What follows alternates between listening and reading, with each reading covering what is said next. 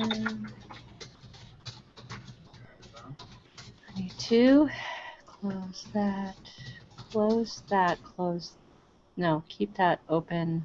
Close that. Let me bring the Twitch up so I can share that. Yeah, Twitch.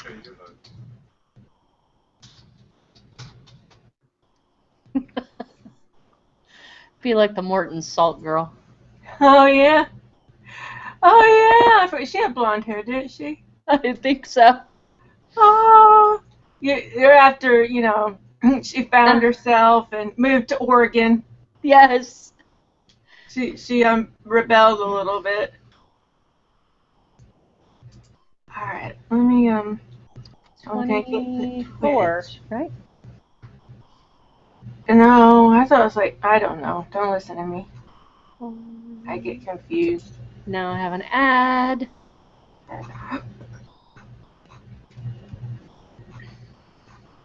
I'm trying to find the Twitch. Is it slash Beery Good Entertainment? Yes. Okay. Still charging. Okay. See my new toy? Hold on. What is a Fitbit? It's a pebble. Oh, I remember y'all talked about it. You and Jason talked about it, right? Yeah, Che got it for me. Okay. Awesome. It's nicer than any other watch I've ever had. Cool. I need a real watch because I keep almost being late because I can't get to my phone. Okay. All right, Cybern. Okie dokie.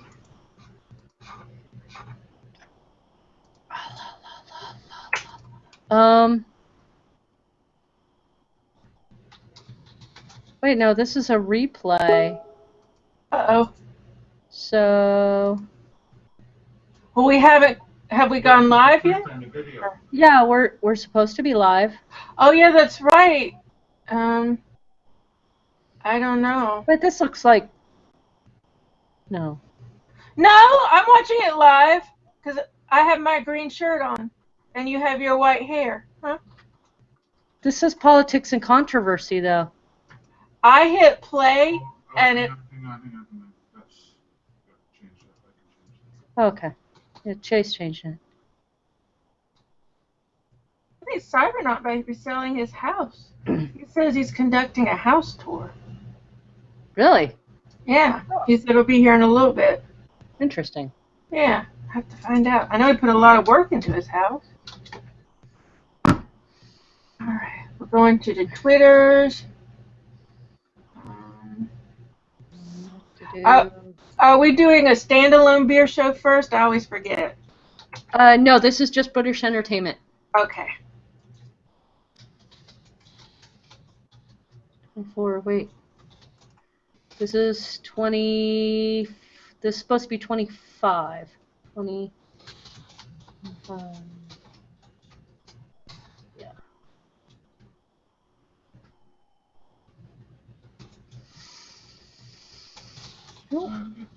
And. Episode 25, right? Yes, it's 25.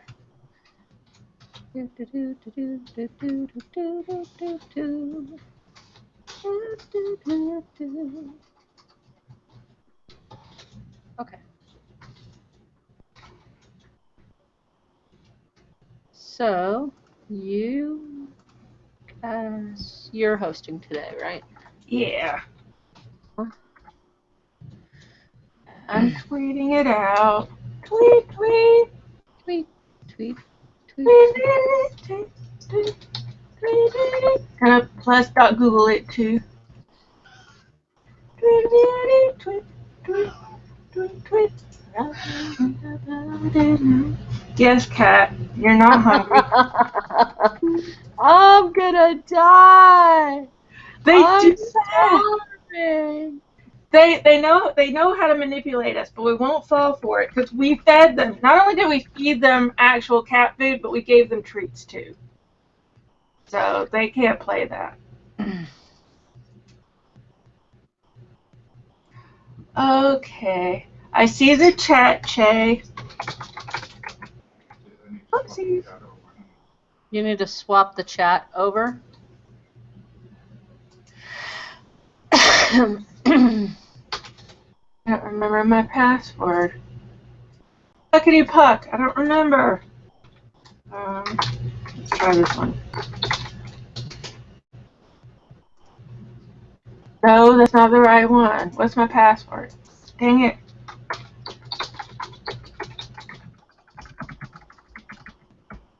That's not it.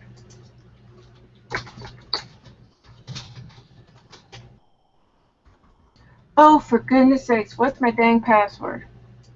Alright, let's think, Lola, think. Ooh. Going back in time. Making my Twitch. Uh-oh.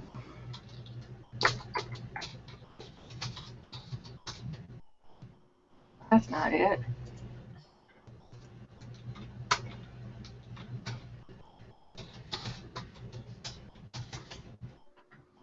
That's not it. Oh, I'm not doing the CAPTCHA. Damn it! This whole time I haven't been doing the damn CAPTCHA. No wonder. This podcast may contain violence and nasty language. Scary crap. Yes. Okay, I did the CAPTCHA. We're talking about Fortitude, so. Yeah, that's pretty scary already.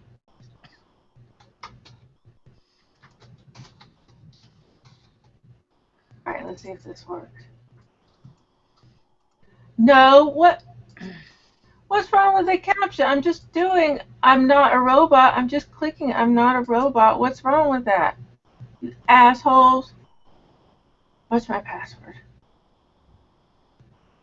Oh.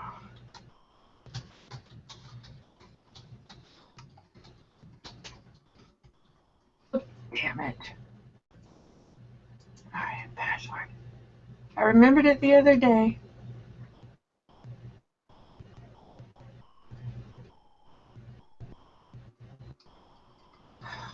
I need to go look it up. I have it written down somewhere. I'll be right back. Okay.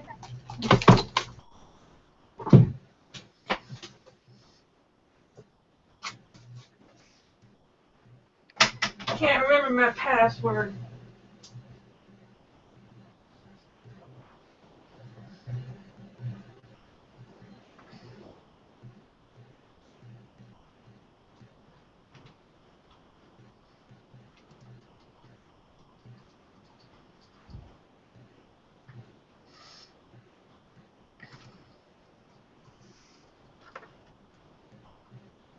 Takes a long time. I'm so used to my phone. I am spoiled. I am spoiled by the Nexus 5 supercharger. Huh? I am spoiled by the Nexus 5 supercharger. Well, you can watch Ruby charge that out. No, it still says charging. Oh, it's almost. Oh wait, fully charged. There it goes. How many times now? And then you only have to charge it maybe once every 5 to 7 days. 100%. Now to get it back to the regular screen is just the middle button, right? To go back, you click the button that's over on the other side, on the left hand side. That's the back button. Oh.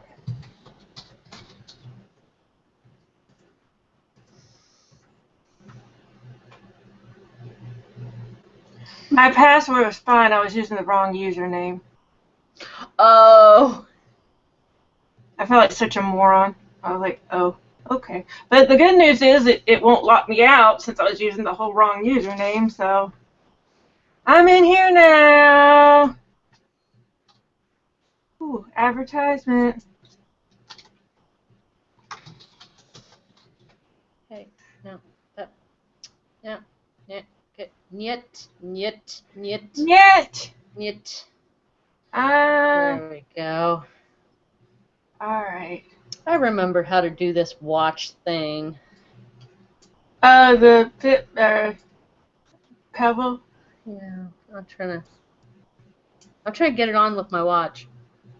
All right, man. you know what? Whatever floats your boat. As long as it's consenting, that's all that matters. Do you consent, Pebble? Touch me. All right. No. The microphone. It could be like Alexa and just say, I'm sorry, I don't understand that request. Shut up, Alexa. Nobody wants you. Wah, wah, wah. So, I gotta get the woosha woosha woosh show notes. Show notes. Show notes are good. Show notes are good. They're helpful. Keep me on track. Keep me regular. I take pills for that too. Okay. Okay, and now I can.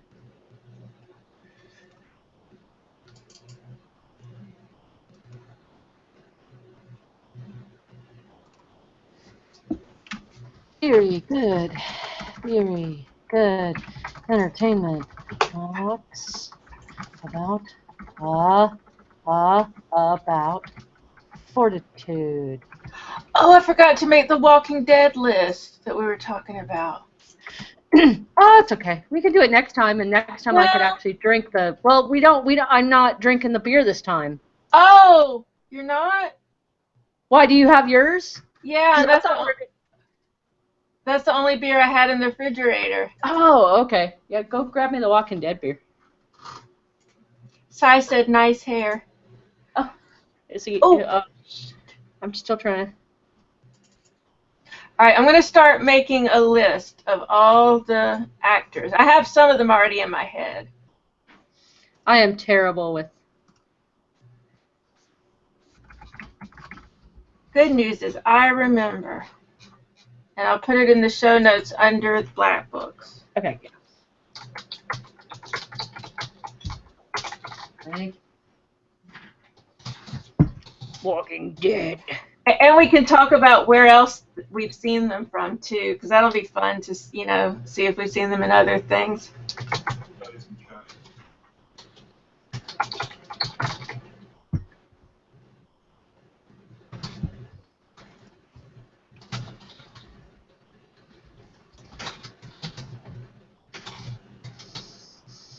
Here we go.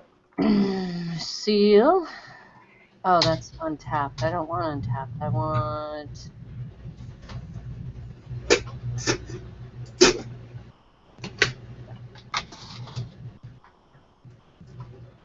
Oh, for goodness sake. Terrapin Brewing.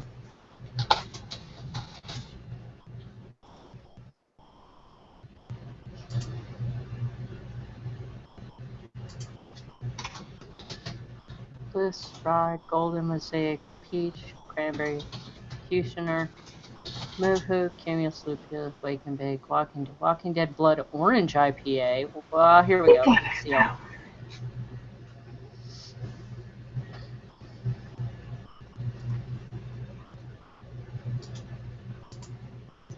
And if anyone knows of any that we missed, they can tell us. Because I may be wrong, I may be missing. And we could probably count, like, if someone's from, like, a British territory, we can count that, too. This takes way more research than I had prepared for.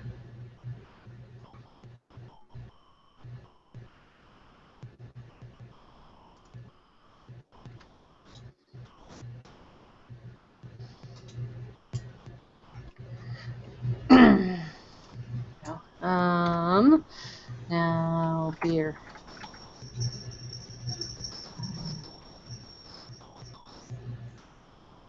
Terrapin Brewing, The Walking Dead, Lucille, Black Strap. I'm eager to see if this is going to be as sweet as I thought it would be. We'll see. It would be interesting.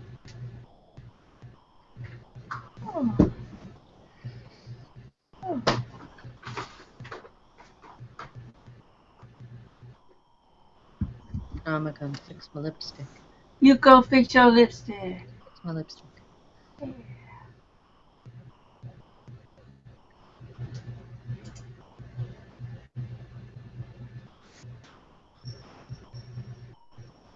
There we go.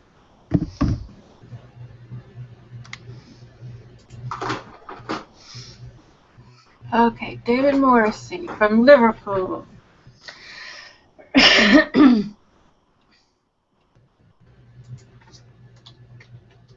Ooh, I bet I could find a cheaty way to do this. Actors in The Walking Dead from Britain. That makes sense. That's probably better.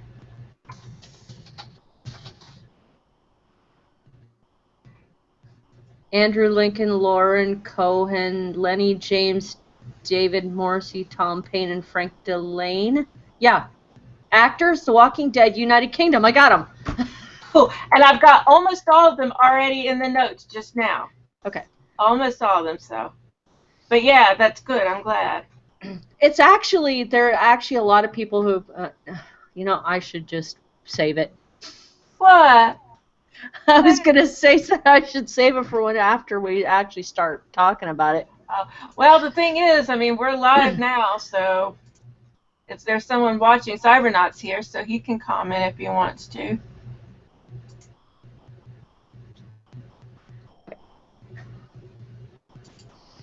I'm still looking. That person's from New Jersey. Because I know the actor who plays Jesus is from England, and I think he's one of the names you said. I'm just not sure. The actor who plays Jesus. Yeah, I know he's British. I just can't remember his Andrew real Lincoln? name. No, that's Rick. Man, I stopped watching The Walking Dead a long time ago. Oh, you did? I did. It's boring. It's gotten really ridiculous. Yes, it did get really ridiculous. I'm still watching it, but begrudgingly, I'm bored with it.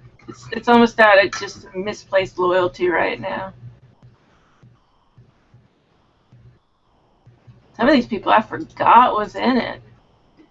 Kirk Acevedo, the guy from 12 Monkeys, the best friend, I forgot he was in it. He was apparently in it. I don't remember. Okay. All right, I'm just going to Control F and look for Jesus. That should be a bumper sticker. Control F and look for Jesus. Jesus, where are you? Tom Payne. Yep. All right. Tom Payne. Tom Petty as Jebus. It would be a very grisly Jesus. You'd be like, I'm falling down into the well. I'm Jesus. Okay, so I've got 5 names. Was there someone else? Was there a 6th person? Andrew Lincoln, Laura Cohen, Lenny James, David Morrissey, Tom Payne, and Frank Delane. Oh, okay, I missed the Delane guy. Spell his name? Frank, Dillane. Oh, you know what? He's in Fear the Walking Dead. We'll put it, but he's Fear the Walking Dead. This is technically Walking Dead, but Yeah, it's good enough. We'll count it. I'm trying to remember his character's name. I'm giving up on Fear the Walking Dead. I'm not gonna watch it this year. You slid in under the wire, Frank. Yeah, we let him in. Well, only because his father is really famous. I can't remember his father's name, but last name Delane. He's a well-known actor, so we're going to let him in for that. I got into The Walking Dead because my daddy plays.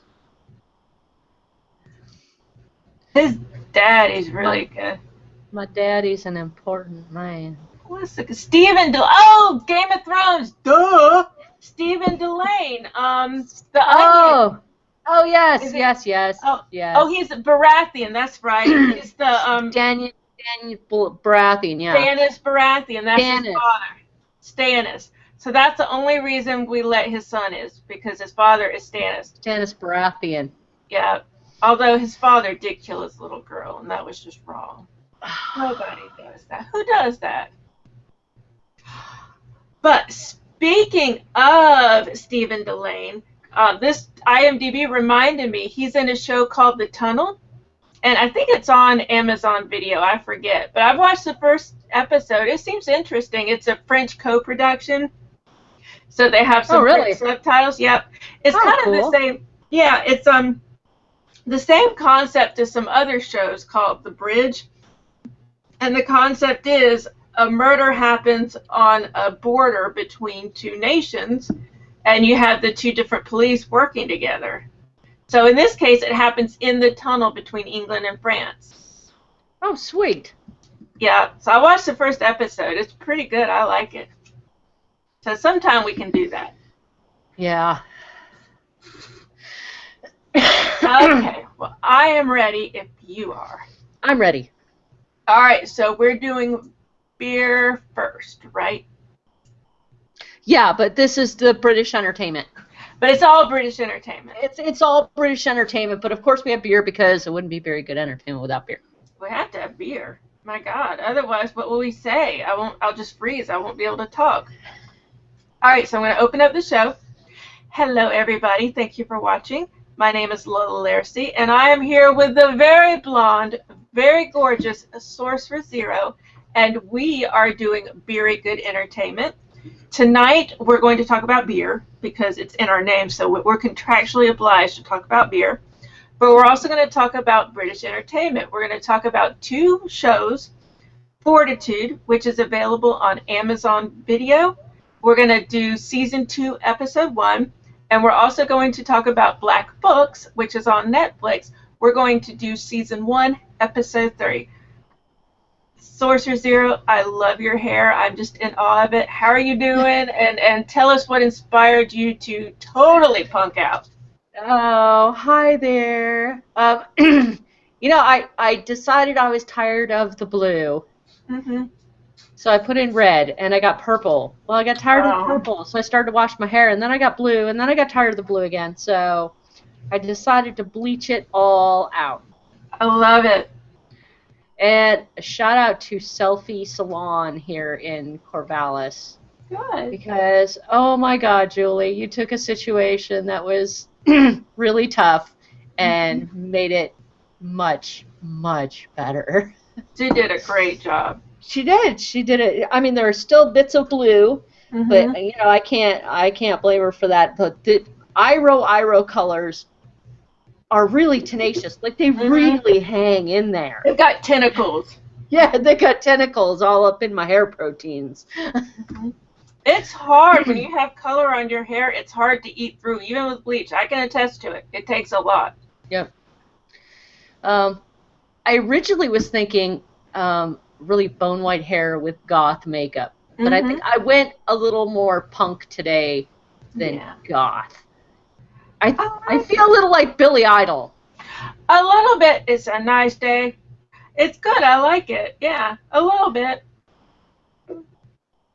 Definitely very punk rock, very late 70s, early 80s. Like you could be at CBGB's. Yes. And my hair is getting super hard to get, like, I can't do, like, the regular Roman brush anymore. Yeah. It falls over. Oh, no. I'm going for the straight, you know. You don't want a sad rooster mohawk. No, I don't want a sad rooster mohawk. No. It's getting hard, though. Like, I'm starting to think that maybe I have to use, like, real glue instead of... I don't think your hair would recover. Even the hair cement, the L'Oreal hair cement is, it's really difficult to get it up there. Now I'm using the hair cement, then I'm using gel, and then I'm using hairspray. That's a lot of stuff. And my hair's only going to get longer. I know. You may have to start putting some kind of contraption in your hair. Have you thought of that? Like a cage? Like a cage. Actually, my original thought when I started this was a banana clip. Yeah. I can't find them. I don't know if they make them anymore. So sad. I loved banana clips when I was in high school. They were my favorite hair thing. It was great. I wore them all the time. And then came Star Trek: The Next Generation. And he literally had a banana clip across his eyes. Already wearing a banana clip across his eyes. You can't get more 80s than that. It was spray painted. It was the lowest tech that they probably had. Yes. We should talk about beer. Let's do some beer. All right. I think we both have the same beer today, don't I we? think we do. Yeah, so should we pour them at the same time? We should, but we should show everybody what we have. All right. We have the Walking Dead. This is probably the first time we've had the same beer at the same time. I think so, yeah. Terrapin's Walking Dead Lucille. Yes, named after the baseball bat that Negan owns. So you know it's got to be hard hitting. I love that bat. That was awesome.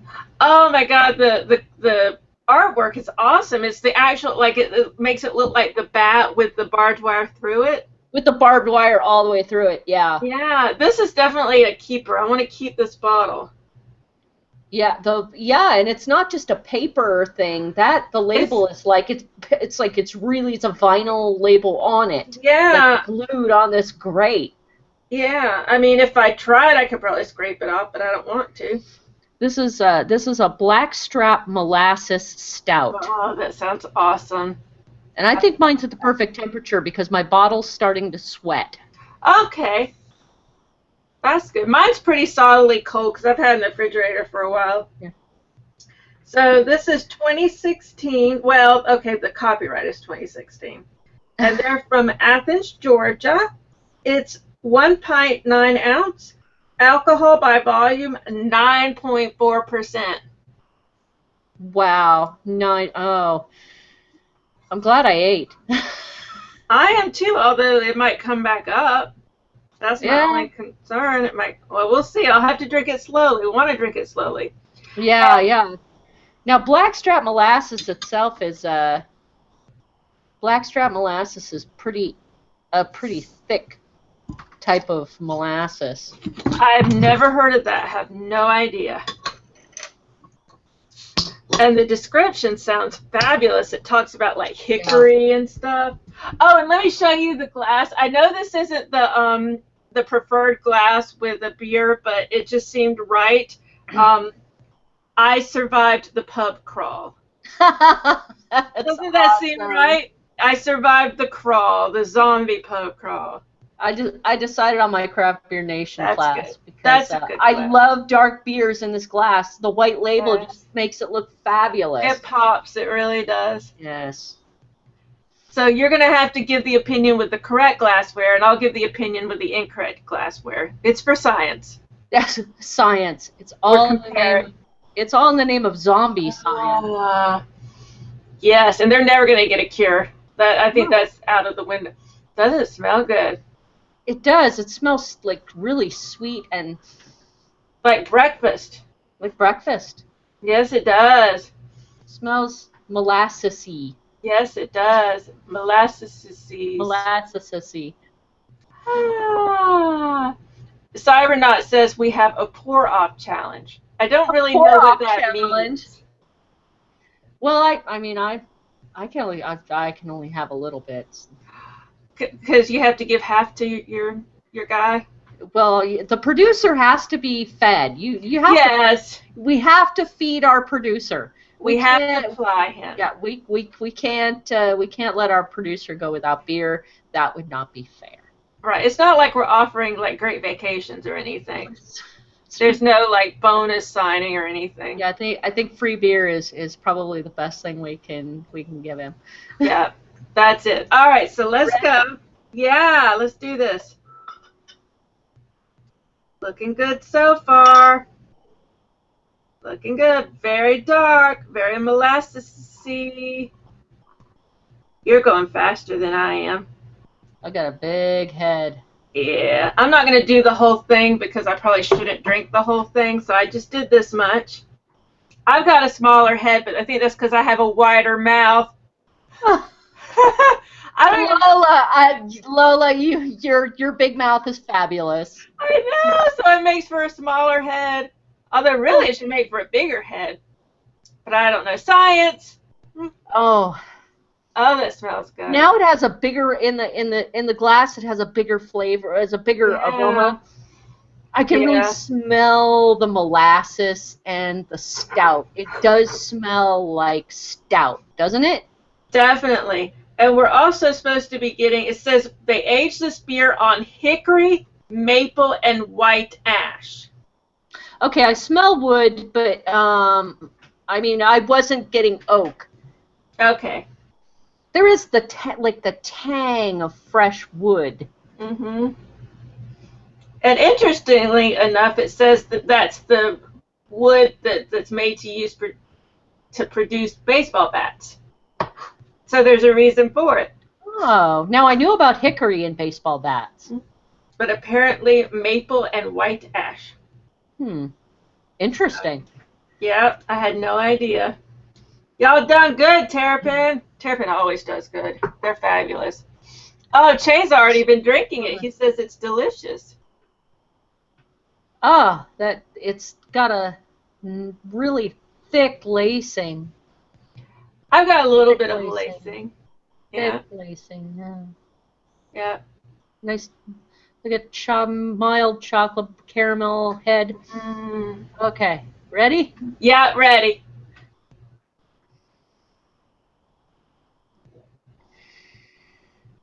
Very dark. Very. Yeah. Super dark. I am surprised. It's not as sweet as I thought it would be. I thought it would be like cloyingly sweet. And it's not as thick as I would have thought. It's not molasses thick. It's not like, oh, you know. It is stout thick. Yes. But not syrupy. It's not syrupy. It's not syrupy. But it definitely coats. I mean, don't get me wrong. I just taste the beer all across my mouth. I don't taste anything else anymore. It's just that coating of stout. Lots of woodiness. There's a lot of woodiness in it. And the hops are right in the back end. Yeah, I like that. It's like right a little down, kick. like right down your throat. Right the back of your tongue here. down your throat. Right. Yeah. I know. It's yeah. But I still get the molasses coating, the light coating, like around the top of my mouth. So and then with that alcohol, there's a nice warm feeling in the chest. I love that feeling. Oh my god, just perfect for when you're, lighting a fire, trying to ward off walkers. Zombies. Yeah. Yep. Yeah, I keep warm, This is perfect. Wonder what would happen. Did they ever do that? Attempt to pour beer down a walker's throat? I don't think they ever did that, did they? Nope. But in one of the early episodes, this might have been season 1 or season 2, I remember Daryl saying something about Raging Bitch beer. Because I was all excited. I was like, he name checked. Oh man! I wonder if that was actually written or if that was ad-libbed and they just let him have it. I don't know. I don't even remember. I remember Raging Bitch, but I don't remember who does it. Now I have to look it up. Flying Dog Brewery. Flying Dog is very good. I've always liked Flying Dog. Flying Dog, yes. And I remember having a discussion about the name of that beer. Mm-hmm. Yeah, it was one of those. How far do you go with a beer name? Mm-hmm. Yeah, when does it become a little bit too risque? But in this case, I mean, you could say it's a dog. Well, yeah. Man, this is really good. It's not. I have to admit, it's not my top 10. No. But it is It is definitely worth. It is worth purchasing. It is worth it. And it's worth getting, a present in the mail. Definitely. That's. It's a special thing, and I mean it's worth it for the artwork. We've got the novelty. It's a Walking Dead beer. They've got this awesome artwork, and it gives us a little tie into British entertainment because Walking Dead might as well be BBC. Because might as well. They've got so many English actors putting on Southern accents. I've never heard so many British actors. We looked it up before we started our show, and so far we've got 6, counting one of the actors from Fear the Walking Dead.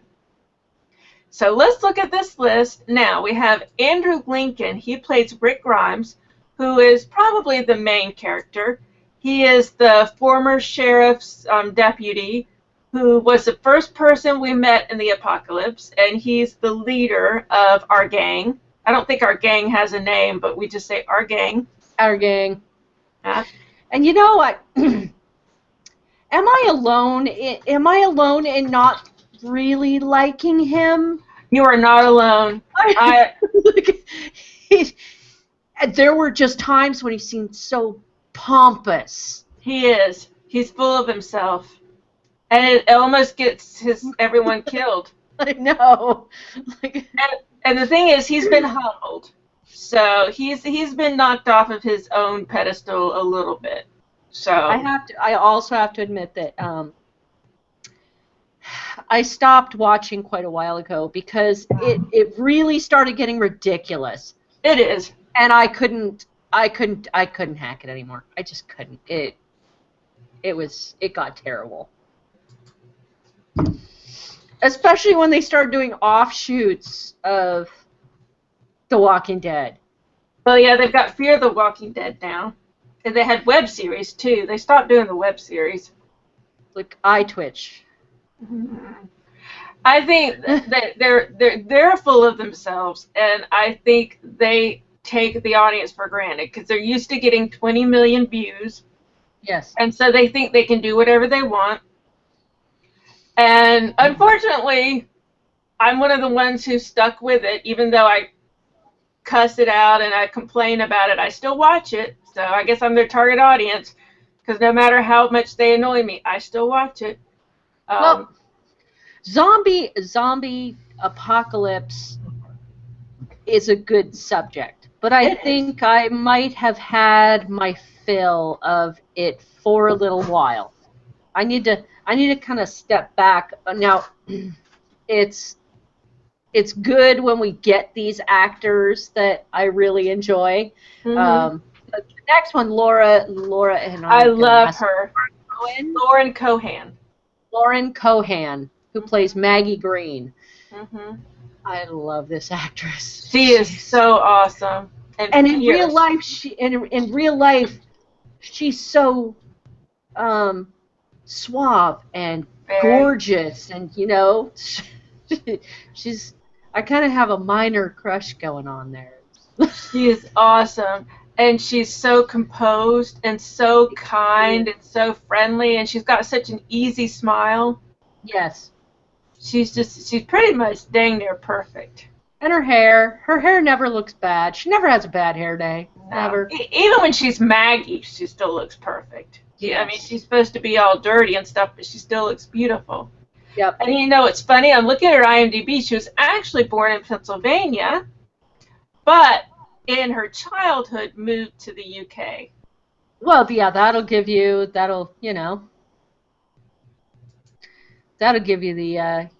the background to become a. It's not like religious or something, is it? You can become kind of British by background. Well, except for Madonna, we don't let her because she's just kind of obnoxious.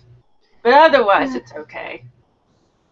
I kind of think I feel like California kind of owns Madonna. I know she wouldn't be very happy in hearing us say that, but. I'm okay. I mean, believe me, I love Madonna. I was the biggest Madonna fan when I was a kid, but she gets a bit obnoxious sometimes.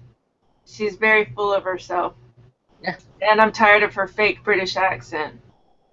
I don't think Lenny James would want her either. Probably not. Lenny James, I've been watching Lenny James for years. He actually was in a show here in the U.S. called Jericho that I love. Now, I never got into Jericho. I liked it. What did he play in Jericho?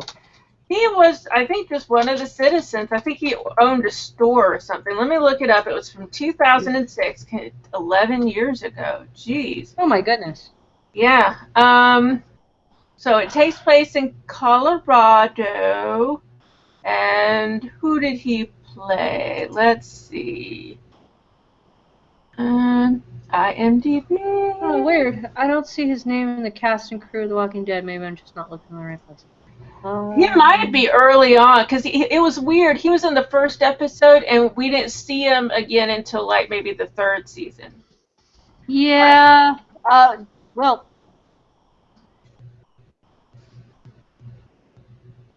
he's. Here we go. Oh, yeah, Morgan. Yeah, he's Morgan in The Walking Dead. He was Robert Hawkins in Jericho. Okay. So he's been around for a long time. And he was also in a British show that I watched one episode of. It was one of those gritty crime shows. And it was a little bit too gritty for me. I was like, oh, God, I'm depressed. Oh, so I couldn't watch it. It looks like this man has a healthy career. He has worked, it looks like, every single year since 1991. That doesn't surprise me. Yeah, Probably, every single year. So no, he didn't work in 2016. He went from 2015 to 2017, but he is definitely all over the place. He's in Blade Runner 2049. oh, that'll be cool.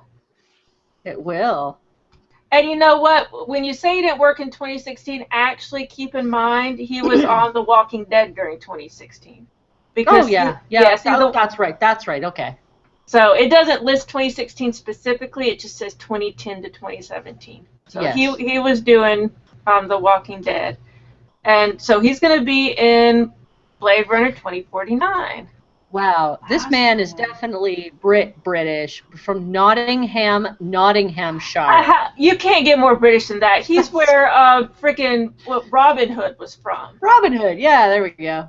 I wonder if he was like one of his like knights or whatever Robin Hood had. Well, I'm not sure it existed in 1965. He was born in 1965, not 17. Not 17 something. I don't even know enough about fake history to know when. I'm like, I don't know, 1465, 1165. When was Robin Hood? No one expects the Spanish Inquisition and actors to show up there from Britain. So yeah, see, the most history I got was from Monty Python, and even then I still screw it up. I know Life of Brian. Brian was Jesus' brother, right? Lola, Cybernaut is waiting for Sci-Fi to produce Zombie Sharknado so The Walking Dead can jump into it. Yes, I'm there. I watched all the Sharknado movies. You know, like the guy who produces those movies follows Scanner on Twitter. I'm just saying. I watched half of the first one. And that's no more? That was it. That was all I could do. I mean, it's pretty much the same thing. I mean, it's a Sharknado. Yeah. Tornado filled with sharks. Oh, look, sharks are falling from the sky. Oh, yeah. My God. And they come in and they just eat you. They just open wide and just devour you in one bite. They're very good at targeting because they can just target in on a person. And it's okay that, they're not really breathing when they leave the tornado. That's okay. I mean, they're all right. That's true because most sharks have to be swimming through water in order to breathe. Once they stop moving forward, the water stops moving through their gills and they die of suffocation. So I guess, maybe once they land on the ground, they might die, which is kind of sad. Yeah. And then, you have thousands of dead sharks all over the place? That would be disgusting. But you know what? There actually is an opening for there to be a zombie Sharknado. Do you want to know why?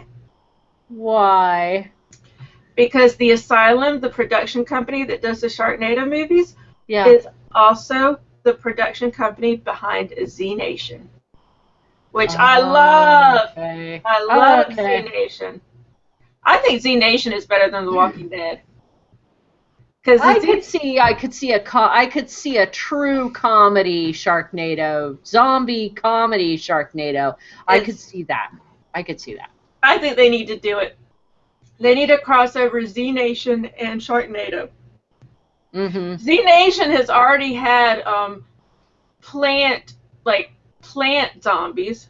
Zombies that kind of got stuck in a big plant thing and turned into plants. Yeah. And they had an alien episode. So why not Sharknado?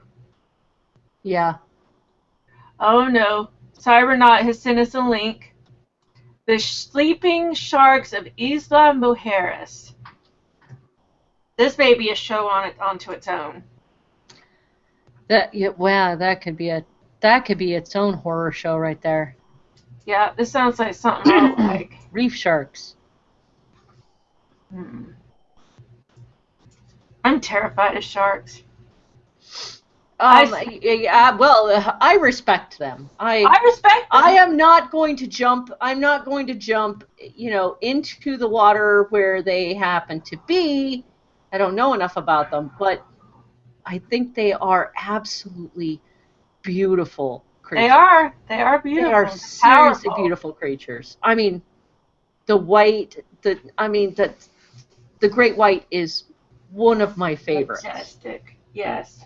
Some of the things I've learned about the great white shark, it is absolutely amazing. The way they use body language instead of violence to actually communicate. Okay. It's fabulous. They'll both swim towards each other, and then they will both turn away at the same time in order to avoid starting a fight. I didn't know that. Yeah. So they throw each other shade. They're like, yeah, like talk to the fin. I know. It's like I stay on my side of the water, you stay on yours. I like that. Well, the funny thing, I was gonna say on Twitter, there's a Twitter you can follow called OSearch. It's spelled OCEARCH, and you can see the different tagged sharks. You can see. Oh, yeah, I remember that. Yes, yes. Oh, it's fantastic. And I look at it because they're always swimming up and down my coast, and I'm like, you're very close to Jacksonville there. All right, Mary, you need to go up north a little bit. I don't go in the water. I'm like, I know where they are, and they're here, and I'm not going in the water. I let them have their space. Okay, so. Who's next after Lenny? Uh-oh. Uh-oh. Something happened. Either I got thrown off, or Lola got thrown off. I think you're fine. We're still in a call today. We're still broadcasting. Oh, uh-oh. I think Lola just got tossed. It says she's still connected, but she's like in the middle of taking a sip of beer and she just froze. She just froze in time. Oh no! Oh no! It's a time warp episode. Oh, yeah. She's gone. She's gone. I should change all my makeup, and I should change all my makeup when she comes back. Ask her where she's been for the past week. Yeah.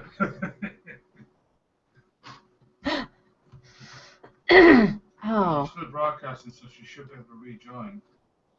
Oh.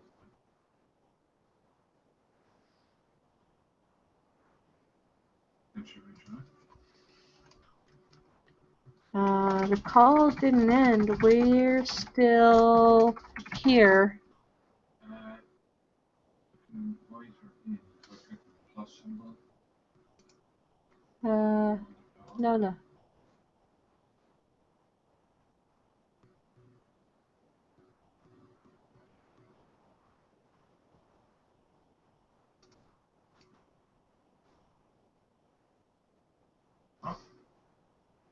Not you.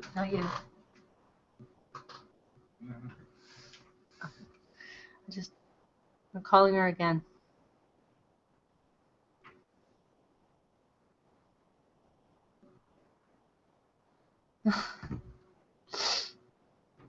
I met her in a swamp down in Dagobah, where it bubbles all the time like a giant carbonated soda. Hello, la, la, la.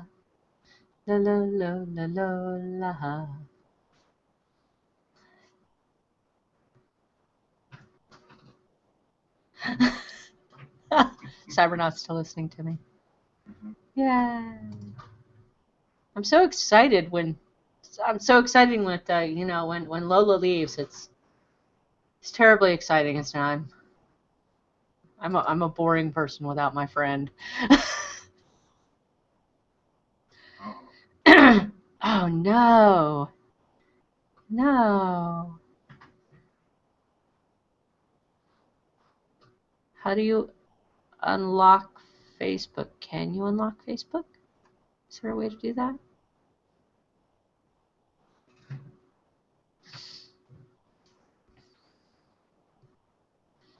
I don't want to go on without my friend. I miss my friend. She should just get an email from them. I've never had to face that situation. I don't know how to unlock. You just get an email from them and confirm that it's you. I think. Now she locked herself out though. I don't know. I don't know how that happens. Oh, they might have sent an email saying, "This has been a strange login," but it's actually her. And she said, "Oh my god," and locked herself down. Huh. Oh dear. Oh, we have 5 people watching. Great. Okay, send her the invite again. Okay. Sending the invite again. Ringing Lola. Ringing.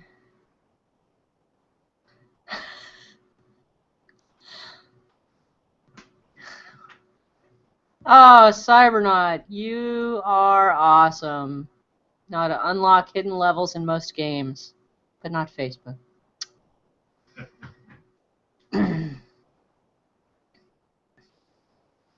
No, she'll have to use Chrome.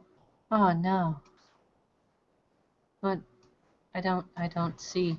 Oh. Oh no. There. Okay, I see you. I see you. Yay! I'm here. I don't know what happened.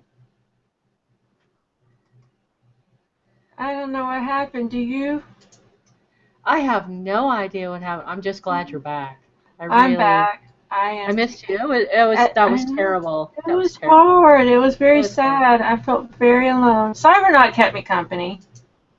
Yeah, Cybernaut kept me company too. It's great to have, that link. And Yeah, across the country. Yeah, and then I tried to open Facebook back up in Firefox, and I got all the way, and I couldn't remember my password, of course, and I logged myself out of Facebook, so I had to reset my password, and then it said, sorry, we don't support Firefox, and then I started cussing. maybe it's because we tried to mention the governor. Do you think they didn't like that? I don't know. It could be. Could be. A lot of people hated the governor. Although, you know what? Next to Negan, the governor is like an okay guy. Yeah, I was pretty mellow about him. Yeah, I mean, at least he's self-contained. You know where he is. He's at Woodbury. You don't mess with him, he won't mess with you. Well, he might mess with you, but just stay out of his way. Yep. Negan, man. Negan's everywhere. They're serious about this stuff. They're rounding people up. All right, I thought Negan was gonna like turn postman. You remember that movie, The Postman? It's been a long time. I don't remember much. Scary. I don't remember much about it. Was the postman crazy? That was like a post-apocalyptic where they started rounding up people for their camp. Oh, that's horrible. Yeah. I could see that. Except for Negan just wants people to work for him. Yeah. So, it looks like we have 5 people watching us. Does that sound... That sounds fantastic. That's I love awesome. Love that. So, that's pretty cool. Cybernaut said his headset died. Too much WebEx. Yeah. Well, yeah, don't imbibe too much WebEx. That's dangerous. Dangerous to your electronic health. Is WebEx a name for porn? That's. I don't know what that is. Vegan zombies? Are we talking about vegan zombies? Wait. Where did that come from? Cybernaut must have been really bored. He's entertaining himself now. Well, I think I think we have 2 more people to go in this list. Let's see. I lost my notes. I don't know where I put my notes. The show notes? Yeah, I'm opening them up again. I had to start over. At least I'm trying to open them up. Come on. It's ridiculous. Do you need a link? No, I got it. It's just slow. Okay. Like molasses. Okay. Tom Paine plays Jesus, and he has a fabulous American accent. It's not over the top like some of theirs. It's just very normal, low key, almost like it could be like California or something. Yeah. You know, just very not particularly regional. Just very light, unassuming. Not a showy accent, but he is from England. Let's look up his IMDb if we can. Let's look for Tom Paine. I thought for sure he'd be in the... Of course, the whole thinking of actors is really... Huh? Tom Paine. Here we go. But was he in The Physician? Am I looking at the wrong Tom Paine? I think you are. I don't think he's a physician. I mean, he may be. People can do more than one thing. He's from Essex, England. And he was born in 82. So, younger than I am. Oh, he was in a movie called The Physician. Yeah, he was in a movie called The... Oh, he was in The Physician. Very nice. I haven't heard of that. Really, it was... it's a drama. Oh. It's about Persia. A physician in Persia. Oh, okay. He disguises himself as Jewish to study a school that does not admit Christians. So, okay. Wow. Tom has only been working since like 2005. I don't think I recognize anything else he's done besides The Physician. I don't think I'd ever seen him before. I mean, he's still pretty young because if he was born in 82, that means he's 35. Yeah. So when you think, yeah. Does he pronounce the middle name of the character Jesus or Jesus? He says Jesus. They say Jesus. Oh, okay. They say Jesus. Okay. Yeah, I think it's a nickname. I didn't even know what his real name was. It's just a nickname, and I think it's because he has the long brown hair and he looks like Jesus. Yeah, he was kind of scruffy looking. He is. He has that very laissez-faire attitude. Very. Yeah. You just want to talk to him because he's very engaging. So I think that's why. You just trust him for some reason that you don't understand. You just trust him. And our last person actually is not somebody I actually recognize from The Walking Dead, but I do recognize his dad. I recognize his dad. That's S.O.B. killing his daughter. Baratheon. Killing his brother. Having that lady have her shadow baby and kill his brother. Yeah. That's just wrong. So... Frank Delane, you're sliding in under the wire there because you're actually part of an offshoot of The Walking Dead, but it is still technically The Walking Dead, and you are from England. And you are from England. London. That's impressive. Very. From London. London is a beautiful place. And you know what? He was also in Harry Potter. Was he? Yeah, I forgot about this. I don't. He was Tom Riddle. He was Tom Riddle. 16-year-old Tom Riddle. Okay. He was the little Voldemort, the baby Voldemort. Wow. Wow. Yeah, pretty cool, huh? So yeah, I mean, he's okay. The Walking Dead gets on my nerves. The character gets on my nerves. Everything about Walking Dead gets on my nerves. Wait, But he was in Sense8. he was? Yes, he Who was was in Sense8? Shugs. Who? He was Shugs in Sense8. I don't remember Shulks. Was that a friend of somebody? I don't remember. Well, crap. He was in 3 episodes. Yeah, 3 episodes of it. Who the hell is Shugs? What was he doing? I don't know. Damn, I watched that whole series like twice. Let me see. I'm In 2015, it must have been the very first one. I think so. Demons. While the sensates bond, Nomi takes a bold move to gain her freedom, and Sun makes a choice she might someday regret. I don't know. I don't know who he would be. I mean, I don't think he would be the German guy's friend because he's not German. It must have been some minor character that we just don't recognize. Hey, but 3 episodes. So whoever he played carried into 3 episodes. Huh.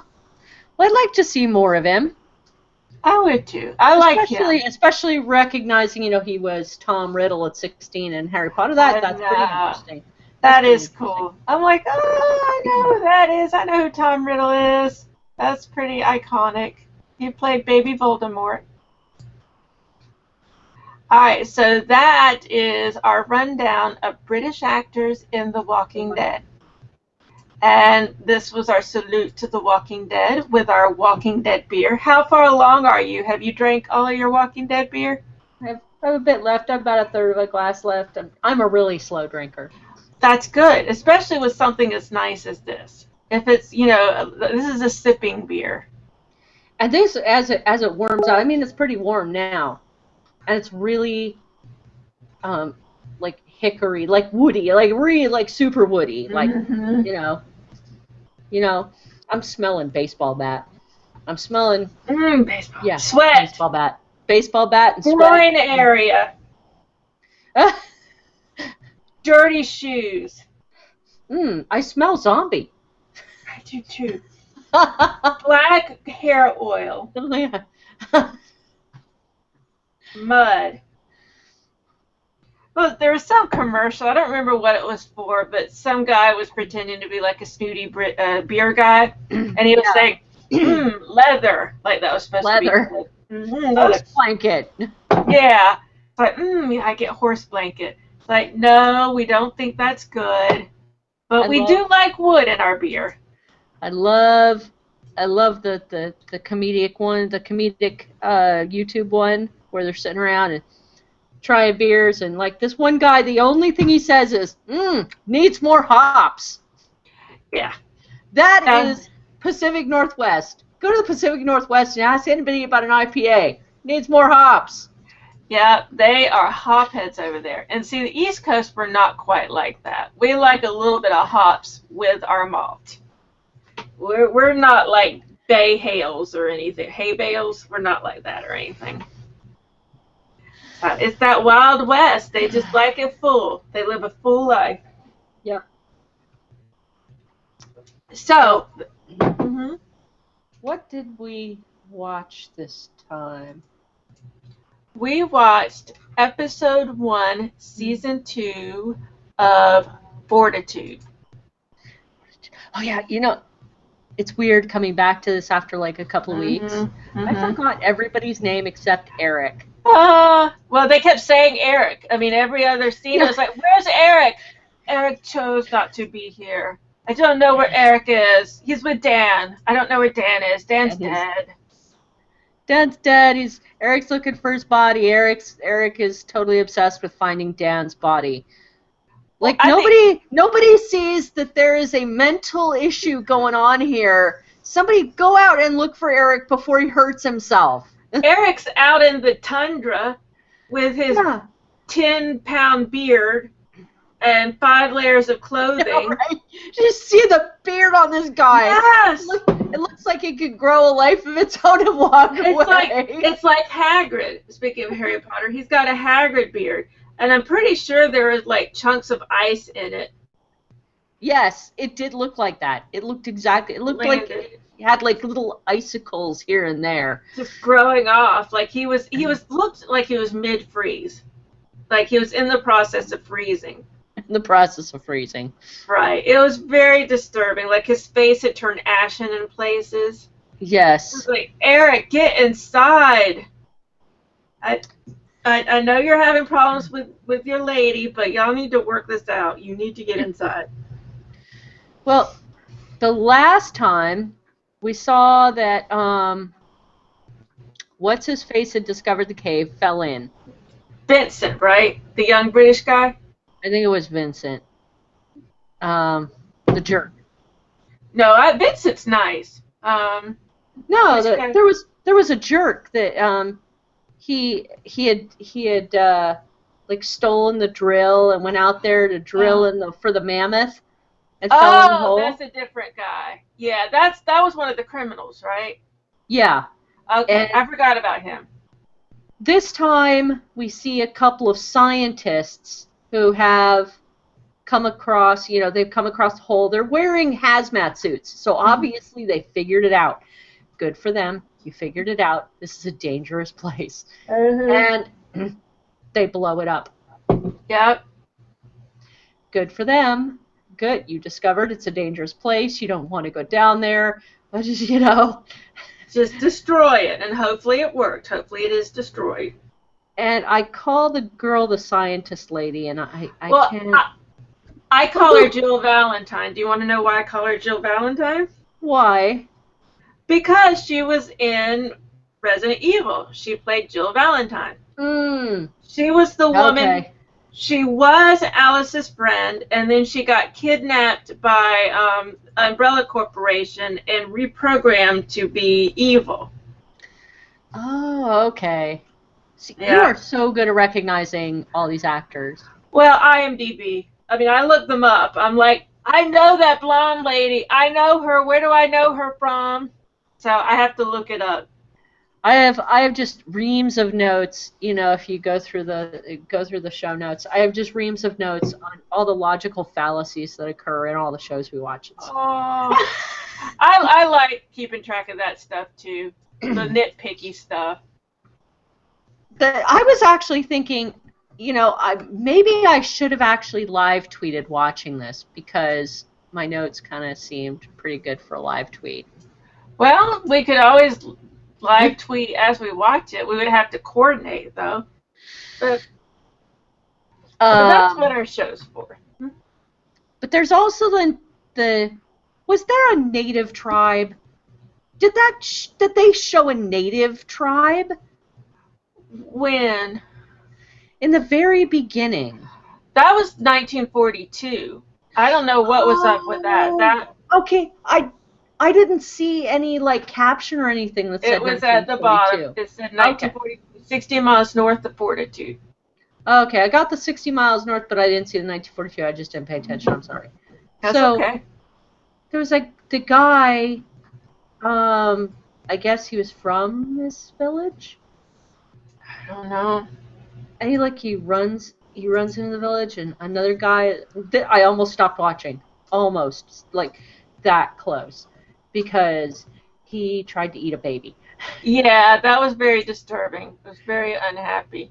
I stopped it for a minute and thought, we're going to do a podcast, so I really need to watch the rest of this, but I'm not sure if I want to watch anymore. I don't watch anyone eating babies. I can't do it. I can't. I fast-forwarded. That's good. That's fun. A little bit.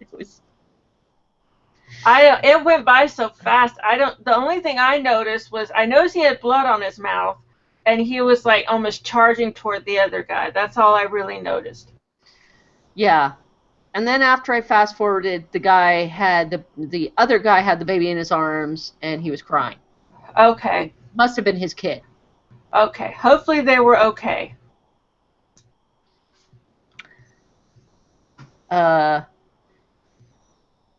Where did we go next? This is so, I am absolutely sure that has something to do with the story, because they don't let anything pass without really explaining it somehow. Now, we might have to wait a long time for an explanation, like Right. the entire season, but they do eventually explain it. Well, I'm thinking maybe that's another illness. Maybe not the mammoth illness, but something else, because that guy looked ill. He didn't look right. So he looked ill. He did. He reminded me of the people who had been affected by the mammoth virus. He did look like that, but the kid just became like really like unresponsive. Okay. He didn't try to he didn't go zombie. That's true. I don't know. I don't know what was up with those people. And I mean, that was 70 years ago, so are they saying, is that kid going to be someone we know in Fortitude? I mean, is that going to turn out? I don't know. I don't know. I still don't know what the whole native tribe was about, so I guess we'll learn about that later, maybe. I don't either. And I was wondering, I mean, like, I know that there are Inuit people in the Arctic Circle, but I always thought that the Inuit people were more on our side of the Arctic Circle. So I'm wondering, do they have Inuit people over on, like, the Norwegian side? You know, Inuit, like, more Native American looking. I don't know. That'd be something we'd have to look up. Yeah, I don't know either. Because I looked up, like, an image of the Arctic Circle, and that thing really circles the top of the globe. They ain't kidding. It's a circle. It is. Yeah. So it goes all the way around the world, so I don't know. I always imagine, like, the people around the Norwegian part, I always imagine them looking Norwegian. But that could be my idiocy. Yeah. So I don't know. Well, I mean, they had lots of furs, and if it was early, you know, fur makes sense. Well, I have to read up on it. I have to read up on, you know, Arctic villages in the Arctic Circle. All right, so we meet Dennis Quaid. I thought he was going to be another cop because I was so excited because the cop last year said more will come. And so when we got our big name star this year, I thought he would be another cop. But no, he's a fisherman. He's apparently a lifelong resident of Fortitude because he has children in their 20s. The daughter appears to be in her 20s. This is Michael, right? Right, Michael Lennox. Michael, and he has. Is he the one with the jerk son? Yes, I'm ready to let that son go off to sea. If he wants to go, let him go. He really didn't have much of a choice. Well, he's 16. The kid is 16. Yeah. Kind of didn't have much of a choice, and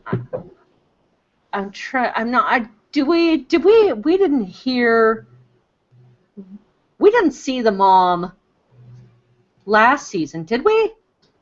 No, we've never seen her. We've never seen these characters at all. They're brand new.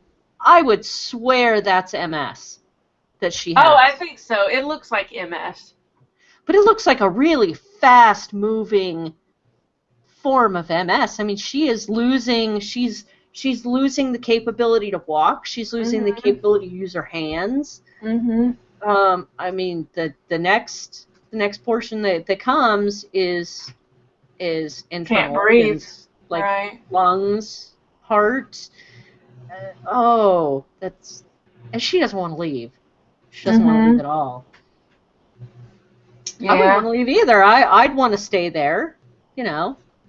I would too, but I guess the doctors she needs aren't there because the one doctor they had died.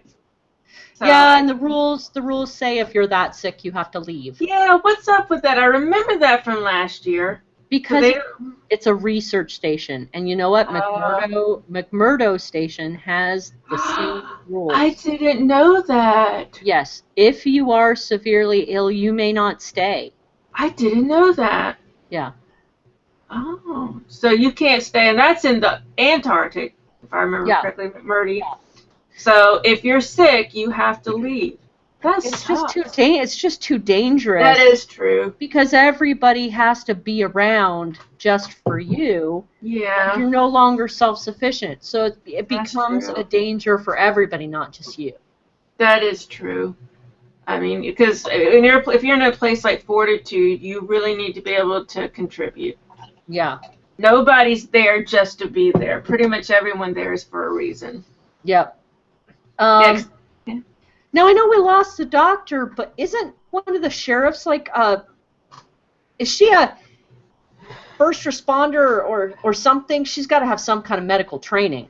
They kind of treat her like she's a medic. I don't think she's really a doctor, but I think maybe she has some kind of training. Because the snowplow driver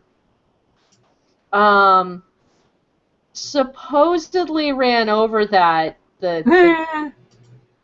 guy. No, well, that's what they're surmising. That's what he said.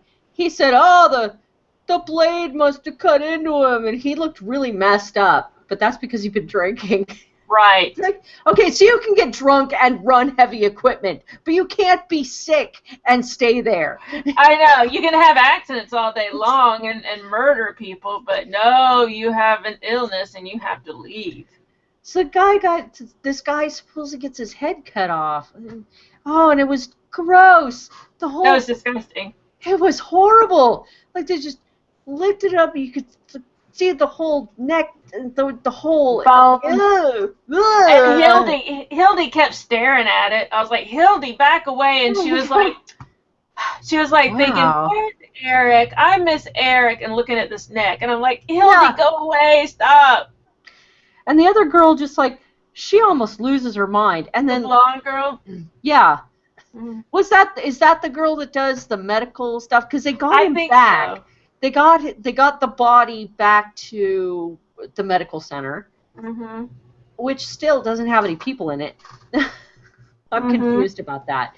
And like they're sitting there, and the sheriff's girl, the responsible one, the dark-haired or the blonde-haired. We are so horrible. I think it's the dark-haired one that says, "But it looks like a clean cut," and she's like, Don't you tell me what to say. You have no authority over what to say over this body. Well, with the blonde girl, I think what was happening, because the blonde girl was freaking out, and I think the blonde girl was like, no, it can't be another murder. No, don't say it's not so, you know. Yeah, and if it had been ripped off by the snowplow, it would have been really ragged. I think so. And I mean, even I could tell that was a pretty clean cut. It looked like it was just like one, like I'm thinking a sword or some sheet of like steel sheet came down on it or something. Guillotine or something, some kind of scythe or something. But I mean, the thing is, he's found out in the snow. Yeah. But I still don't understand because the snowplow driver didn't really make sense.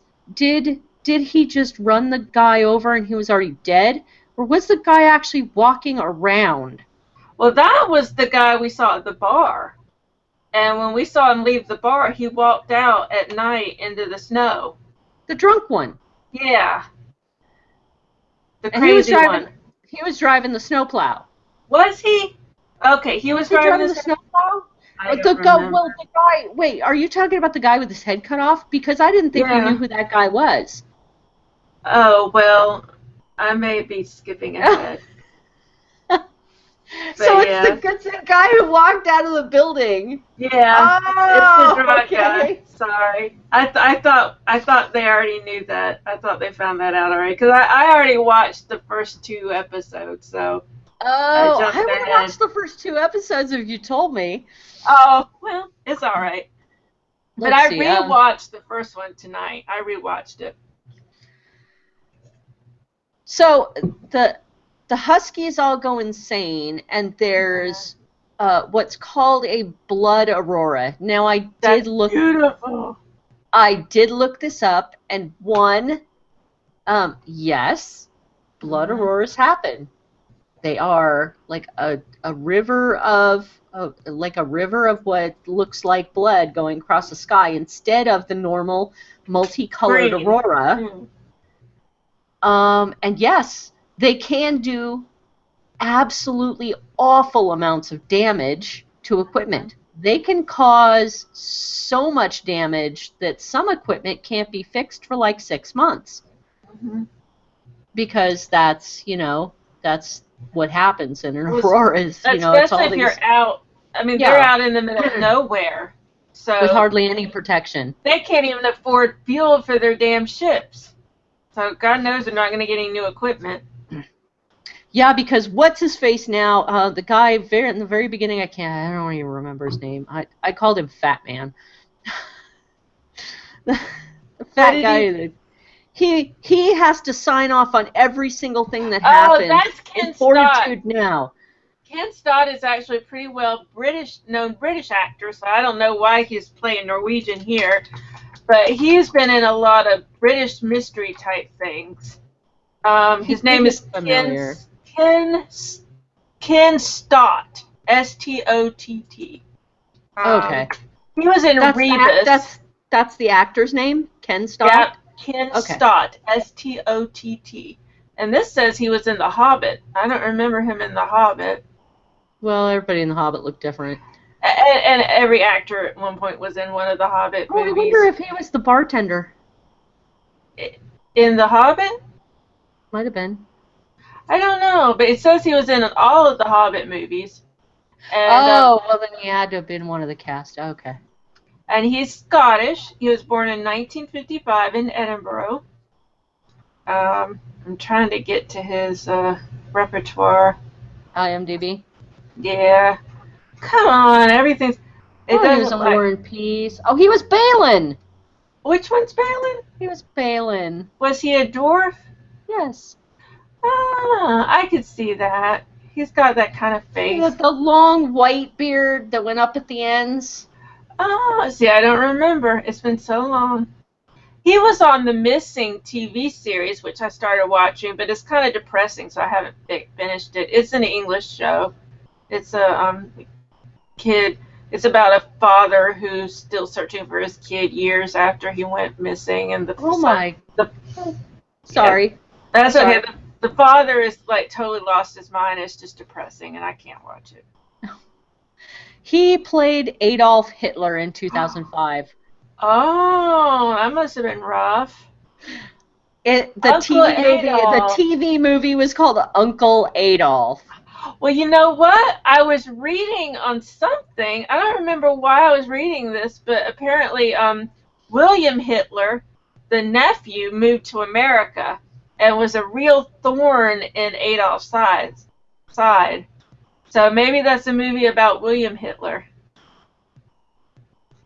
Maybe. Be nice. Yeah. But yeah, he's been in a ton of stuff. He's been working since the 70s. 1977. And he was born in 1955. So he's been working since he was 22. He's been acting. Yeah, if he plays a jerk in this series, though, man, just you wait. He's even more of a jerk in season 2. Yep. I'm like, what are you even doing there? You're Scottish. Go away. You are not Norwegian. Stop trying to act like you're from Oslo. So annoying. But what were you saying about him? I'm sorry. What were you saying about him?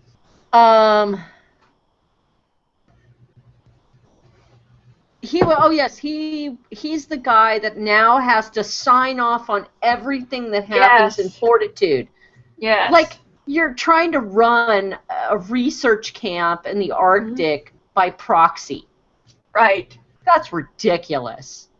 It's like, it doesn't matter where you are. Everyone hates the government bigwigs. Yes. Even I hate him, and I don't even know the character. I know. I hate him. He's talking about Oslo this and Oslo that, and I'm like, you're not in Oslo, asshole. You're in Fortitude. And he tried to get, the governor? The new governor? Hildy is the governor right now. It wasn't Hildy. It was A girl with long hair. Tried to get this girl with long hair to leave and go to Tottingham. That was Hildy. Is that Talking about the Hildy? cheese, yeah, the cheese festival. Yeah. Okay. Yeah, That you was see them in Hildy. Tottingham. They have a nice cheese festival. Yeah. And she's like, this is like the research capital of the world. Or have you stepped outside and looked at the She freaking said- auroras? I woke up at 4:00 in the morning and I saw that outside. How many people can say they see a blood aurora? So she doesn't want to go anywhere. No, she's like, cheese festival. She's like, screw that. But it's a little foreboding, though, because Ken Stott, he's basically saying, I think it's time for you to leave. Yeah. So it's a little foreboding. It is. It really is. I want to know what's up with the Huskies all going nuts, because they've had auroras before, and the Huskies didn't go nuts then. Yeah. But they went insane just before this one, and then they all got out. Well, wait, no. They went to check on them, and one of them was strung up, and its spine had been removed.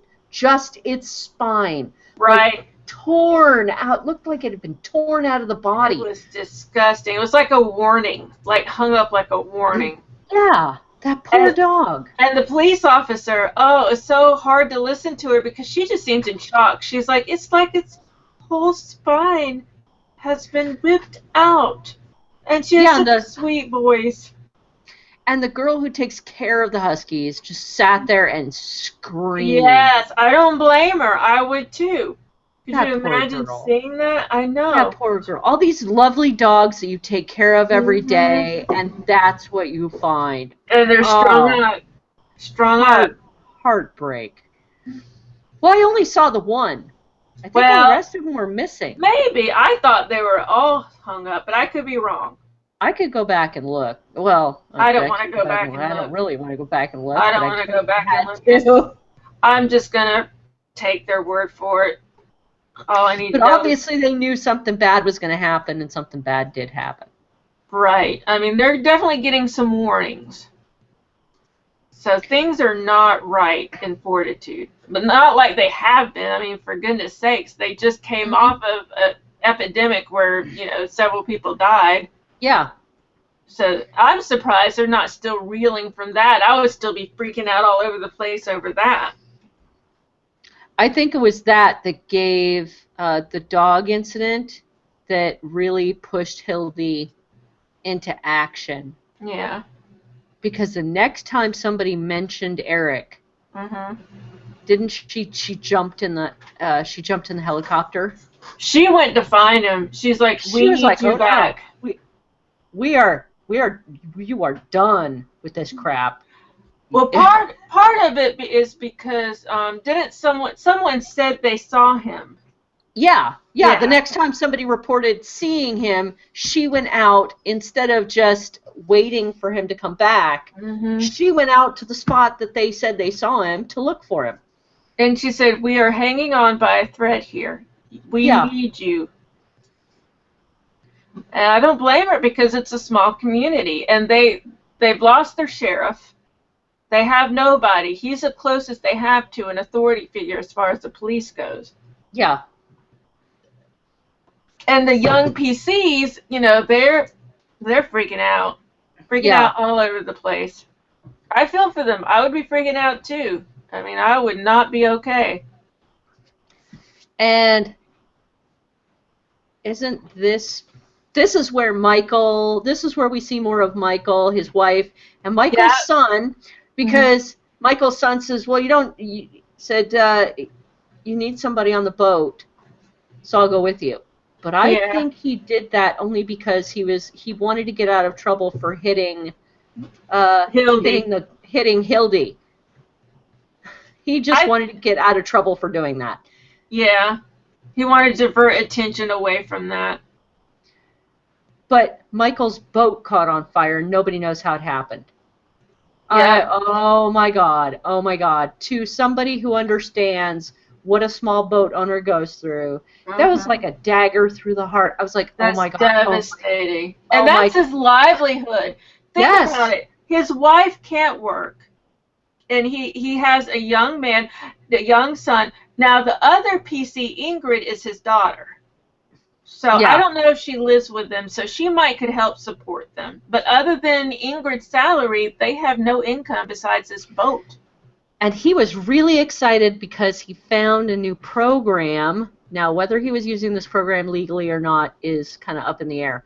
But Right. he found the biggest king crab Yeah. exodus moving through the area, and he was going to go get them. He was ready. He was poisoned. He told everyone else about it, so they're getting a jump start. Yeah.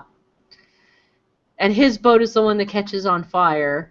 And his son abandons him to go work on another boat. And you know what? I'm for it. I'm like, you know what, kid, go. I'm sure they would be devastated if anything happened to him. But I'm like, kid, if you want to be a little puckety puck, then you go do it. Do you notice that people who are kind of morally ambiguous kind of get theirs in this series? Oh yeah, one of the reasons I like it. So I'm not too unhappy about that kid walking away from Michael. Right. You know, I don't think, well, I mean, there have been good people that have gotten the bad end of the stick too. A few. But, and everybody has their problems. Right. But generally, like the people that we really dislike, They kind get of, it. you know, They get it bad. They do. And the even jerk, then, jerk falling down the hole into the mammoth cave that he got it. exactly. And even sometimes when the people who aren't guilty get it, it's the people who can handle it. Like the detective from last year. He died doing his job. Yes. I feel bad, but it was part of the hazard, and he did a great job. He did the best he could. But in his last few words, remember, he told Dan, it's okay. Yeah. It's okay. He didn't mind that he didn't mind that he was dying. Well, I think he was also freezing, and so he was probably starting to hallucinate. Yeah, that's true. But I think his life was so controlled up until that point that this he was ready to let go. Yeah, this was like a relief for him. It was probably like he knew he was always meant to die there.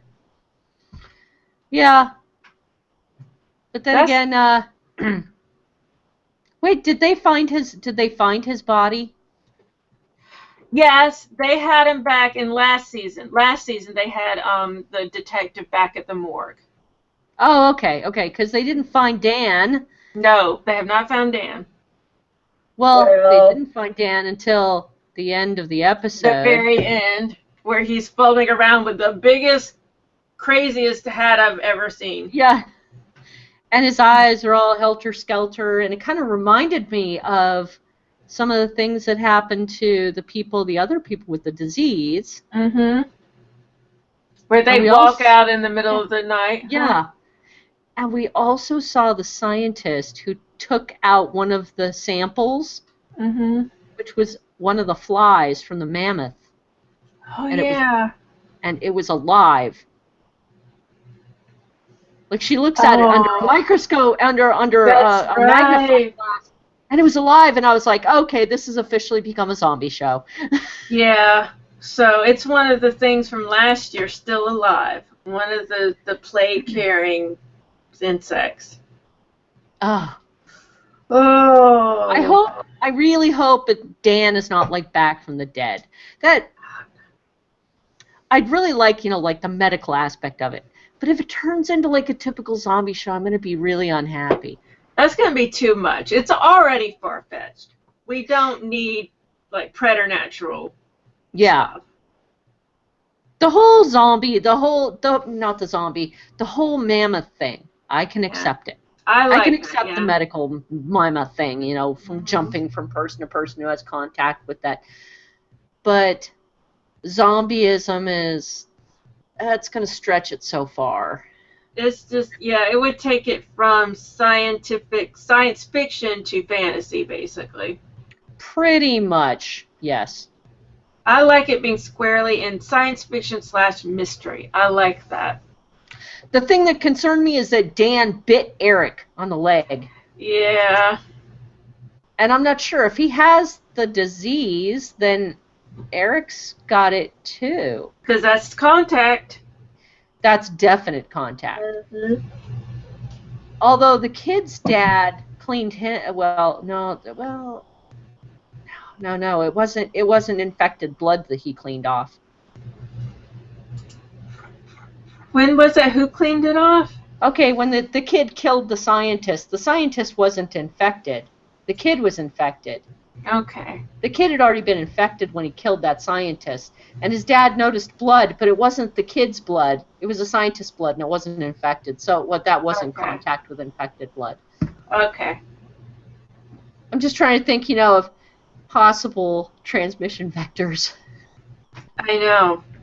Well, I mean, if Dan comes back to civilization, we're going to have to see what's going on with Dan. They can't just leave him out there. I know. What are they going to do? I mean, if he's infected, I don't know what they're going to do. Take him back to the lab, to the scientist lab? Well, they're going to have to do something with Dan, and now they're going to have to do something with Eric. Either they're going to have to set up an isolation tent outside of town, or they're going to have to bring him back to the medical center, which is more likely. Yeah. I'm thinking medical center. If they want to study it some more. Yeah. At this point, I hate to say this, but they need to get, like, the World Health Organization there. They really do.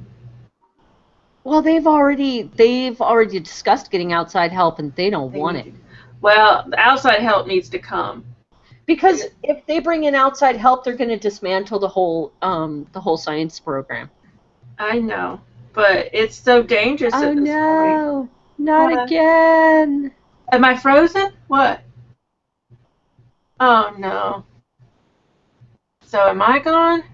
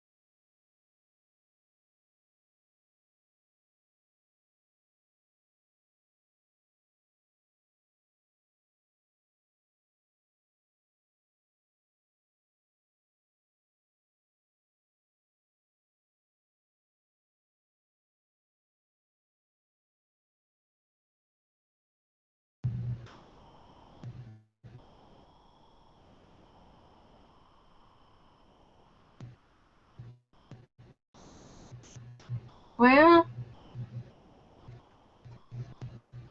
okay. Did you freeze too, or was it just me? No, I think we both froze. Okay, yeah, it said call ended. I'm like, what? I guess it's, yeah. Is it still the same? Yeah. No, you're in. Oh, okay. Okay. You're on. Okay.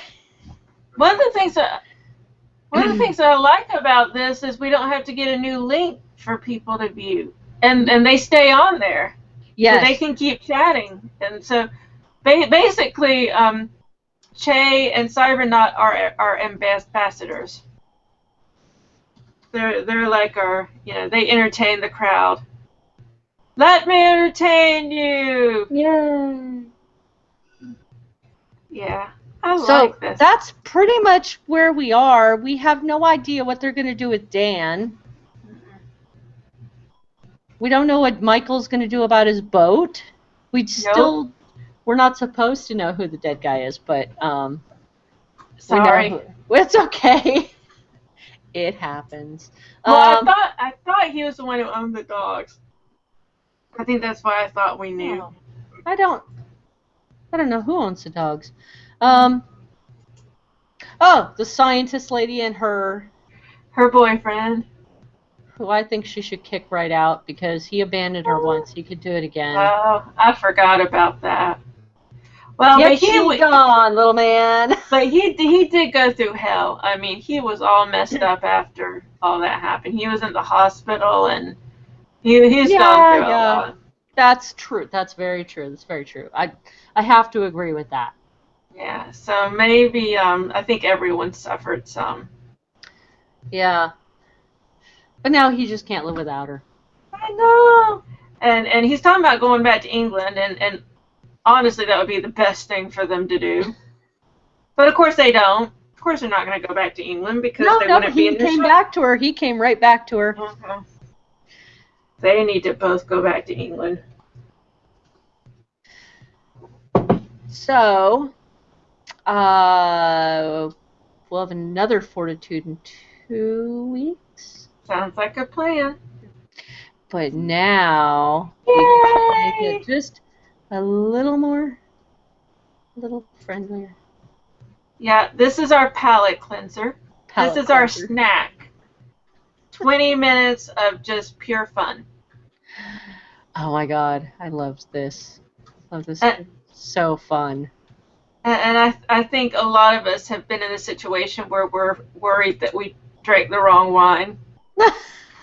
Did we drink the $10 wine or like that's me in Total Wine. When I go to Total Wine, like one time I went over to the cabinets where they put the $4,000 wine. Really? But I was so terrified the whole time. I was afraid like I would spasm and just like burst into the cabinet. I was terrified. I was like, I'm gonna accidentally punch this. I can tell. I'm like, I was like, I have to leave because something's gonna happen. I'm gonna trip and fall into the cabinet with all the $4,000 wines. I have to leave now. What's the most expensive wine you've ever tried? Like $30. Oh, really? Seriously. Yeah. Oh. Like $30. I'm like, I don't know. Do I want to spend this money? I don't know. I could get the $10 bottle of wine or the $7 bottle of wine. You know, I'm broke if I'm getting the $7 bottle of wine. Yeah. But a lot of it tastes the same to me. See, and I wouldn't know. I don't have any kind of developed palate. I'm happy with my San Sebastian $10 wine. It would be wasted on me. I have no earthly idea. I hesitate even spending, $11 for the Oregon Blossom from Willamette Vineyards now, even though it's so wonderful to me. That's like the most. That right there to me is like heaven. The Oregon Blossom wine. Nice. I swear I can taste all the different types of flavors that come from the Willamette Valley in that wine. Isn't that nice? That's heavenly to me. That's why I like mead and cider. Cider with honey, and why I like mead so much because all the different honeys. Yes, that's very nice. I love that. Oh, but I don't think we mentioned the title of that. Oh, and what episode? This is episode 3, right? 3. Black Books. Episode 3 of Black Books. British comedy. You can watch it on Netflix. And it's about an Irish guy who owns a bookshop. He is very antisocial. And his accountant / housemate / friend Manny / slave Manny, and their neighbor who works next to them, Fran. And they had 2 stories this week. Fran had her own story, basically. In Manny's story, for some reason, they managed to befriend a very rich guy. I don't understand how this guy trusted them with his house. How did that happen? I think it was just desperate. Okay. There are some insurance companies that require a house to be babysat. Okay. So people will get anybody to come in and just, sit there. And they don't care if the place gets trashed because they can have somebody clean it. That's true. It doesn't matter to them. So they can drink all the $10 wine. Yeah. His only thing was, this rack on the left, you can drink as much as you want from this rack. The But big don't- clean rack. The big clean rack, but don't touch the 10 bottles right next to it. And I'm thinking in my head, if those are important, why are they not locked up? He should have put them up. If he knew that he was having strangers in his house, he should have locked them up. There's no Yeah. reason. But then we wouldn't have a show. Yeah, that's very true. That's very true. So. Logical fallacies in a comedy I can get over. Mhm. But I was just surprised that it was Manny who screwed up.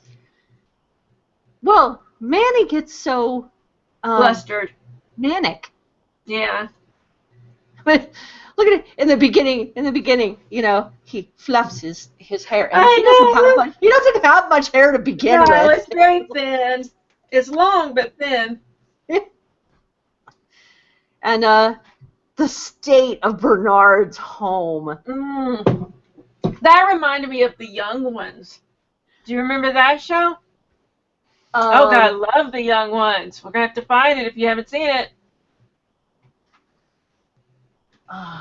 What's that? I decided on this yesterday. You know how we've had the string of, craft hard root beers and cream ales and stuff. This is from Best Damn. Oh, I haven't heard of that. Yeah, actually, they have Best Damn root beer, Best Damn cream ale. ale. I know what you're talking about. I was thinking Best Dan, like D-A-N. I was like, No, Damn. Best Damn. I have heard of that. D-A-M-N. Yeah. It uses a swear word on the bottle. Yeah, and this I is know what you're talking about. This I is haven't seen that. Sweet tea. tea. Okay, I've had the root beer. I didn't like the cherry. I had their cherry. It's not the best sweet tea I've ever had. Okay. But it is exceptionally drinkable. Okay. People who like tea and want something hard, Yeah. this is a great compromise. It really is. Even though it's a major company, it's a great compromise. Well, if it's good. Now, like let me ask. Now, what I'm used to them having is carbonated. So I'm guessing that's not carbonated, huh? It actually tastes carbonated. Yeah, it's carbonated. Carbonated tea? Well, the CO2 is kind of the byproduct of the whole process. So it's a byproduct of the fermentation process. They just kind of left it in there when they carbonated it. Okay. It doesn't. It's not like. Okay, I guess it's a little soda-y. It's not. It's definitely not. If you are expecting a true Southern sweet tea, you're going to be so disappointed. You're going to be so disappointed. So not very sweet. This is a West Coast carbonated hard iced tea. Okay. Yeah. So it's a little different. I have had the great pleasure. Sweet tea. Louisa, I have had the great pleasure, even though she'll never see this, of drinking real Southern sweet tea. It's different. From scratch. Oh, nice. Yeah, Louisa was one in a million. Absolutely everything in her kitchen made from scratch, all Southern recipes. It was fantastic. Nice. Awesome. I'm glad to see people carrying their tradition. It was the first time I ever tried a real crab boil. Okay. Real jambalaya. Jambalaya. And real Cajun catfish. Cool. Okay. It was fantastic. Really fantastic. I wonder, I guess she probably got the seafood from your side of the continent, though. No, actually, I think there are, I hate to say it, but yes, there are catfish farms in the South. Oh, yeah. I guess maybe it would be frozen, shipped over frozen, maybe. Yeah, probably. Yeah. We get all our fish frozen, so. Okay, that makes sense. We have, there's a Louisiana restaurant here called Gumbo Yayas that we like. Yeah. And the owners are from Louisiana, And they say that they actually go to Louisiana to get their crawfish and bring it back. So they buy the crawfish from Louisiana. Crawfish are pretty easy to transport, so I'll believe that. Okay. And they're live when they transport them. That's just weird. Well, I mean, I've tried some pretty weird live stuff, so. No, I can't do it. I can't do it. I remember one time we went to Gumbo Yaya's. I don't eat any kind of shellfish like that except for shrimp. But I don't eat like any of that stuff. But I remember one time we went and there was a little girl there, and she had gotten hold of one of the live crawfish, and she kept like coming to every table holding it and asking people to pet it. Oh, how cute! She would not stop, and I was trying to be polite. I was like, no, thank you. And then she kept coming over, and I was like, no, I don't want to pet the crawfish. Disgusting. Oh, she would not stop. So, Black Books, apparently people in our chat have seen it. It is Shamrock. Says he watches it with his lady or her lady. I don't know if it is Shamrock is a man or a woman. But I believe I know who Shamrock is. Okay. And they're two of our friends. Good. All right. Well, welcome. I hope you can come back. We talk about British entertainment every other show. Yep. And well, every third show. Yeah, every third show, but every other time we sit down to do a show. So, like, if we do a show on Wednesday, then it may be the British show, and then if we do a show on Sunday, then it may be a sort of political type show. Mm-hmm. So, yeah. So, let's see. We have Bernard and Manny had to leave their apartment because it was so filthy. Yes. And the guy who comes to do the cleaning is... I love him! God, isn't he's creepy cool at the same time. Like, he reminds me of a vampire. He is, I know. He's just all straight-laced, and he's like, dirty girl. And I'm like, yes, I am. Bernard's like, it's not dirty in here. It's not dusty in here. And the guy puts on a white glove and he swipes it through the air and like there's dirt on his finger. Like a thick layer of dirt from the air. And then they look up and there's half a peanut butter jelly sandwich stuck to the ceiling. And you know what's really weird? All of a sudden I started craving toast with jam. I would love that, actually. That sounds very good right now. I would love a peanut butter and jelly sandwich. And I won't throw it at the... How is it we see stuff like this and then all of a sudden we want it? It's terrible. Because we're oddly comfortable in filth. Yeah. It's comforting to us. We're happy to be in filth. Look, toast with jam. Come down here. I want to eat you. Although I bet it has all kinds of grime stuck to it. And the pizza in the box. And what is this? Wasps? Oh, it was so disgusting. It was really bad. And that's their place of business. It's like, it's so disgusting. So they have to leave. They go to babysit this guy's house, and Bernard doesn't want to do it, but then they're like, there's wine, so it's okay. As long as they drink the correct wine. But Manny gets them switched, and he says, we can only drink these 10 bottles. No. And you know what's funny? Bernard says, oh, funny, I thought it would have been the opposite. Bernard's right. It's like, Bernard, for the first time ever, is the logical one. Yes. And then Bernard later, when he's looking at the book, and he's like, they sure do have a lot of funny things in here. And then Manny's like, yeah, I read that the bottle we just drank cost 7,000 pounds. What? 7,000 pounds. Her hide. I would have £3 50 pence. What about you? And Bernard was like, maybe we should just burn down the building. And then you see Manny in the background with the fire, the gas, doing this. He's really going to do it. It's like, no, we're not going to do that. I love their solution though. That's something I would do.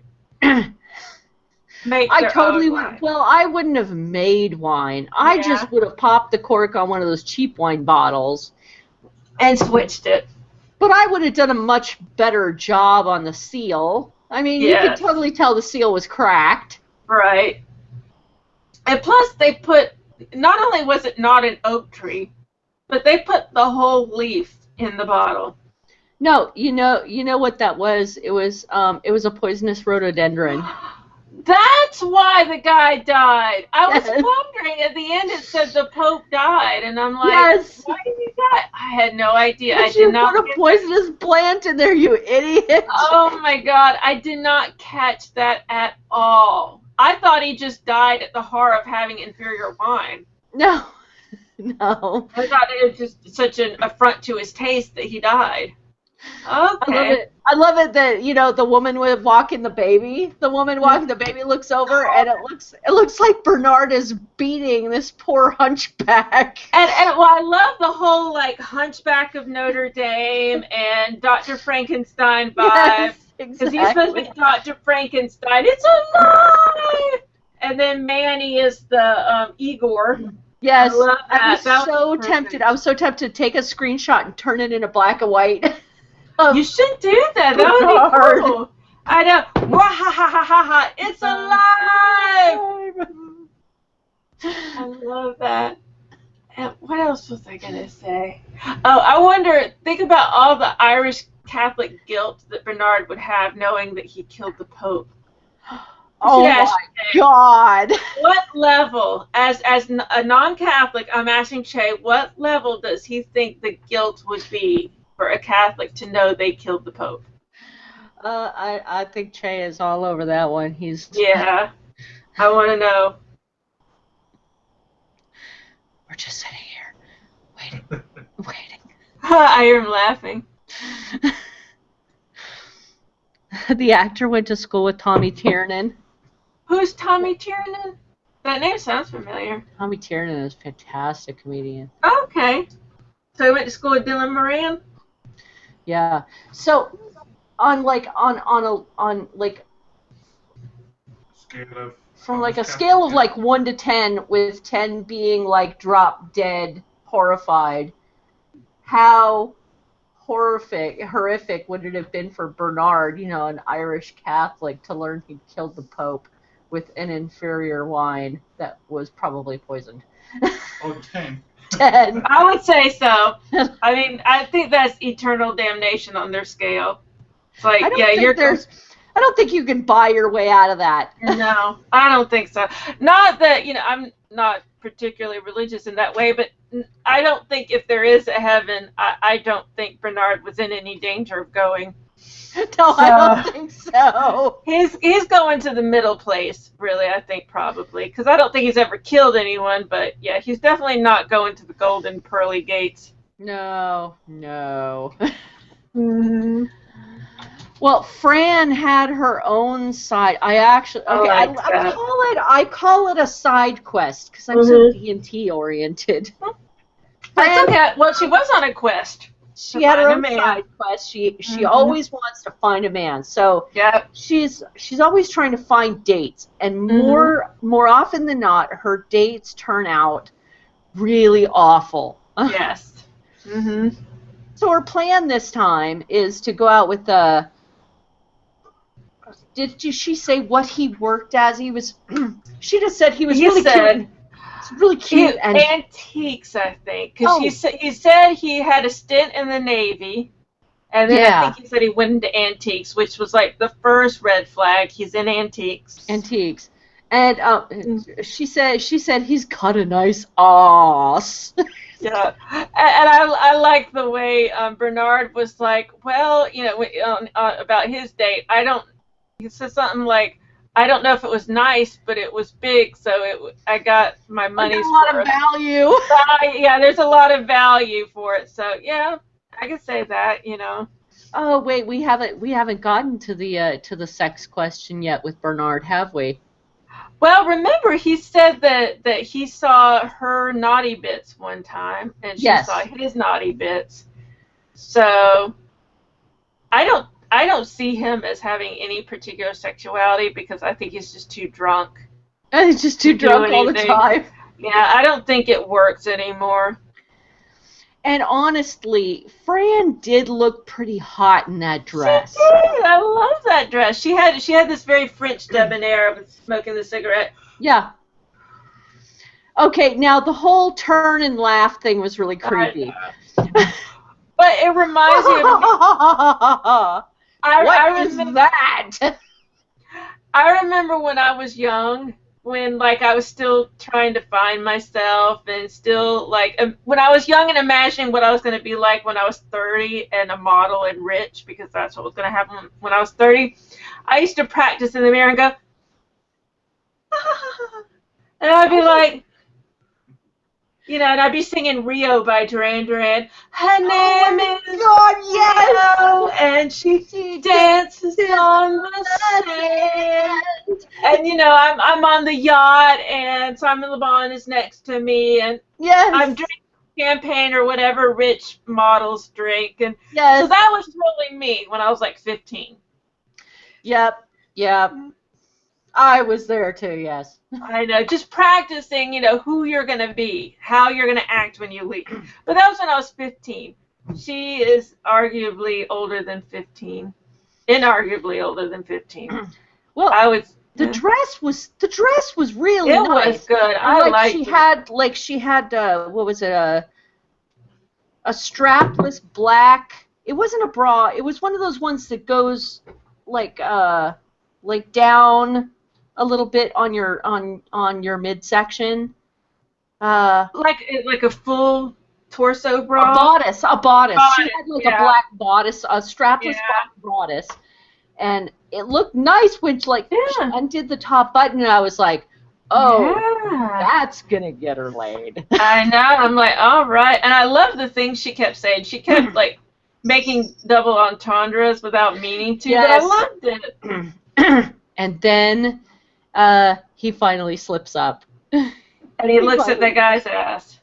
He looks at the guy's ass, and she was like, tell me.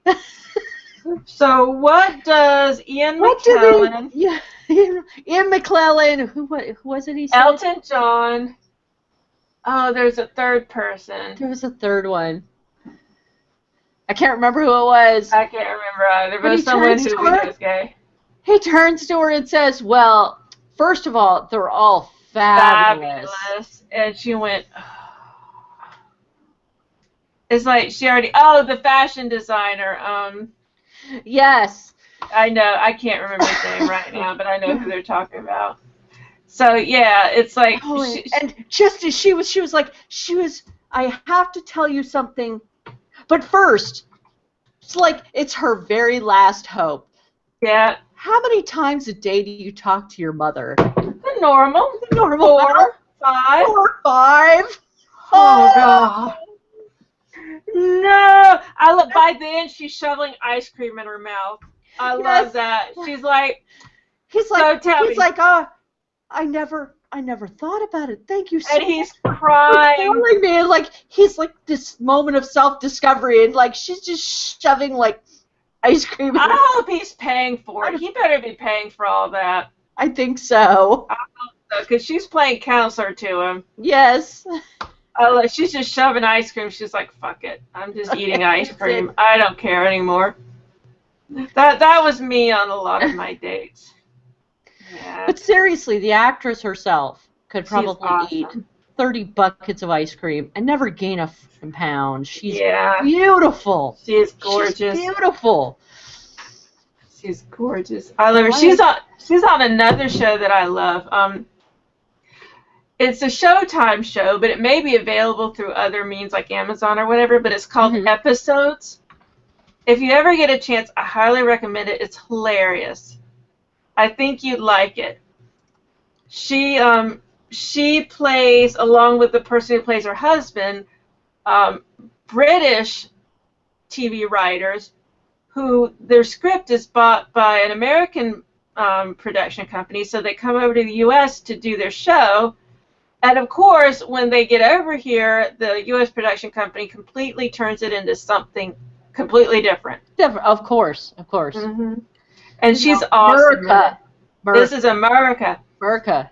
So they strip all of the dignity out of this show, all of the heart, and they turn it into a half-hour comedy starring Matt LeBlanc from Friends. But Matt LeBlanc is awesome in it too, because he plays himself, but it's a ridiculous version of himself. He's awesome in it too. It's a really good show. She's married. Mm-hmm. She's married. Yeah, Tamsin Greig. Hell. Yes. Tamsin Greig, but she's so beautiful. I just love her. I would love to just she was born. Yeah, she was born in the UK. Yeah. I would love to just sit down with her for half an hour. Yeah. That'd be pretty cool. Just sit down for half an hour, have a beer, talk about normal crap, and see what she's really like. And just talk to her. That'd be great. Yeah. She went to the University of Birmingham. She's 50. So that means Black Books was 17 years ago. So that means she was 33, which sounds about right. She was born in 66. So she's not that much older than me. No, she's almost 51. So she's been in a lot of stuff. It could have worked. I'm sure. It could have worked. I'm sure. Especially if she were Fran. If she were Fran, I think Fran is so desperate for anybody. I think Fran would definitely consider pretending she was. I think all you need is some wine. That's really all you need. I understand. You can't really change somebody's gender preference. No. But we could have been really good friends. I mean, who knows what she gets up to when the store is slow. She probably has a lot of free time. It looks like she hasn't. Well, no, she was in Beverly Lincoln. In episodes, and that. In episodes. I'd love to see her in something bigger. I'd love to see her in a movie. Let's see, has she been in any movies? She was in Neverwhere. Okay. Her husband's last name is Leaf. Tamsin Greig. Let's see. She was born in Kent. She was in Shaun of the Dead. I forgot about that. And Dylan Moran was in that too. Do you remember that? Yes. So that makes sense. They probably all run in the same circles. That's probably how they all kind of know each other. Yeah. Let's see. She has three children. I wonder if she really strictly kind of sticks to comedy, because Shaun of the Dead was definitely comedy. That was definitely a comedy. Let's see what IMDb says. She did 12th Night, or she's doing 12th Night this year, National Theater Live. And this is just film. Live theater, yeah, she'd be good in live theater. I mean, and IMDb is really film, so I'm sure she probably has she might have theater credits that we're not seeing on IMDb. She was in a TV mini. I thought they put in theater credits. No, because a lot of times, I'll look at someone's IMDb and there's nothing there, and then I go to their Wikipedia and it's like, oh, it's all theater. So oh my God, she's been on Top Gear. You know what? That makes sense because Matt LeBlanc is the new host of Top Gear. So that actually doesn't surprise me. She's been on Masterpiece Classic. Oh, she was in The Diary of Anne Frank. Oh, see, she can play honest roles, and she can. I'm sure she can. Green Wing was a comedy. I remember that. Oh, she was in Doctor Who. In the first New Who series. Oh, awesome. Yeah. So she's been in a lot. It's just not a whole lot that we've seen. Neverwhere, there's Neverwhere. Oh. Well, do some more, Tamsin Greig. Do some more. Let's see what's up with this National Theater Live. Well, apparently, Fran's date that she finally rearranged after the gay guy was the guy who played the cleaner. That was awesome. I love that, and it was so funny because he was like, dirty. And she was like, flirt. That would totally be me, dirty. I'm kind of like, I'm into it. Dirty. Che says that the guy who played the cleaner was the Matrix agent and Spaced. See, I remember Spaced, but I don't remember him. I remember him now. After Okay. thinking about it for a second, I remember him. He's a really good comedian. Okay. It's been a long time since I've seen Spaced. I'm mad at Simon Pegg. what's his Pegg? Yeah, I'm mad at him, so I won't watch anything that he's in anymore. I haven't even watched the last Star Trek. You want to know why? Why? He penned this huge essay about how basically nerds need to stop. I don't know. It was very defamatory toward nerds. He said nerds. Yeah. What a jerk. I know, and he acted like he wanted to be a serious actor, and he didn't want only the nerds to be watching him. I have to find it, because it doesn't sound right when I'm saying it, but I remember I was seriously pissed off. Let's see if I can find it. Simon Pegg nerd. This might be it. Let me see. Maybe it's the interview. People's obsession with nerd culture is infantilizing, however you say that. Infantilizing? Yes. Here, I don't know if this is what I saw, but this is very indicative. I'll put it in our Twitch chat. And it pissed me off. I'm sorry, but we made that man. I got Shaun of the Dead from Dragon Con before it was released over here. We made him. And just because he's all fancified on Star Trek, he thinks he can forget us? And no, thank you. And I'll tell you right now, we have long memories. Long memories. We hold grudges, too. Vulcan memories. Yeah. He says, we've been infantilized by our own taste. Oh, this is it. Okay, listen, this is his quote from Radio Times. Now we're essentially all consuming very childish things. Comic books, superheroes. I read that. I was like, fuck you. You are dead to me. What the hell is wrong with loving comic books? Right. And there's nothing wrong with it. Yeah.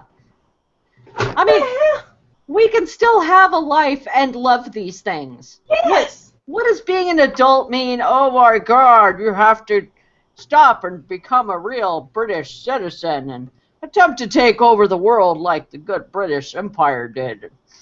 I have to wear monochrome? Monochrome? Do I wear J. Crew? Is that what happens? Does Martha Stewart, do my office for me? I don't think so. Oh my God. This makes me happy. This makes me very happy. And I'm an adult. I pay my freaking mortgage, though I locked myself out again. But I did finally pay my mortgage. I love this shit, though. This is me. This is my lifeblood. This is who I am. It makes us happy, It makes me happy. And it's a viable art form. So is he saying all the people who write comic books aren't adults? That's pretty bad. That pissed me off. And when I read that, I was like, you know what, you asshole, you're done. So just only kids are supposed to enjoy that stuff. And I'll keep reading. He said, it is kind of dumbing down in a way because it's taking our focus away from real world issues. Says the man who makes Star Trek. Dude. Well, says the man who makes the current Star Trek. Yeah, I know. The current Star Trek. But that's just me. I'm fighting the hand that feeds him. I'm a TOS girl. I'm original series and Next Generation, Deep Space Nine, Voyager. So yeah, I haven't watched Beyond. I refuse. I'm still annoyed that they took the colon out. I'm like, they're too good for a colon? Yeah. What? I mean, they're too cool? They're like, we don't even have a colon in our title. We're just Star Trek Into Darkness. Well, Yeah. that doesn't make sense as a sentence. Star Trek Into Darkness. That makes no sense. You're shoving Star Trek into the darkness. Right. Is a star trekking into darkness? Yes. The star treks into darkness? darkness. Right. That makes no sense. Star Trek, into darkness. It's a Grammatically, correct. clear. That's exactly. Right. It makes more sense. But no, they're too good for a colon. I happen to like colons. And I did not like this. And I was pissed. And it's a shame because I love his movies. I loved Paul. But you know what? You insulted me personally. And silly things are like Spaced and Black Books. Very silly, but I love it. These things lighten up the mood. When we've, all day long when we're sitting at work, all we're thinking about is work. And then after work, we get home and we eat our dinner, we watch the news, we watch depressing crap, and then we want something to lighten the day. I've seen plenty of depressing crap. I go to the news sites every hour or so to see if we've been blown up. Yeah. Just to make sure I'm not really a ghost and just haven't realized that I'm dead. Yep. So, I fully expect to go to the news site and see that we bombed North Korea, North Korea's bombed us, we bombed Canada. I don't know. So, you know what, if I want to watch Black Books at 8 o'clock in the evening or whatever, I can do that. And you know what, if we have listeners or we have viewers that have recommendations that are like Spaced, Black Books, and anything like that can lighten our day, because we do watch Fortitude and we watch Not So Happy Valley. We kind of need that in our lives. Yes. And, independent filmmakers. We love independent filmmakers. Right. It does not have to be Hollywood quality. We'll still watch it. We'll go to YouTube. We're happy to give a few dollars if we can. If we have it. We're more than happy to put it on the show. Right. More than happy. Or invite them on if an That's independent filmmaker wants to come on. Independent British filmmakers, you guys. Come on. Let us know. Yeah. Call us. Yeah. We'll have you on. It'll be awesome. And, if you want, we'll get up at 4 o'clock in the morning. Yeah. Or you can get up at 4 o'clock in the morning. Willing to do that. Totally. We'll do it. We'll get up. We'll be asleep and, dead to the world, but we'll do it. And it'll be 8 o'clock for you, British filmmaker, but we suffer. We suffer for good quality entertainment. And that's another thing. All right, so if Simon Pegg thinks that artistic endeavors take our focus away from real-world problems, why are we fighting so hard to get arts taught in school? If we shouldn't even be interested in artistic endeavors because they take our focus away from the real world, so why do we even bother having music in schools, film in schools? Why even bother?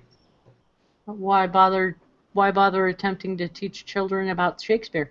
Right. If it's all, takes our focus away from the real world problems, why bother?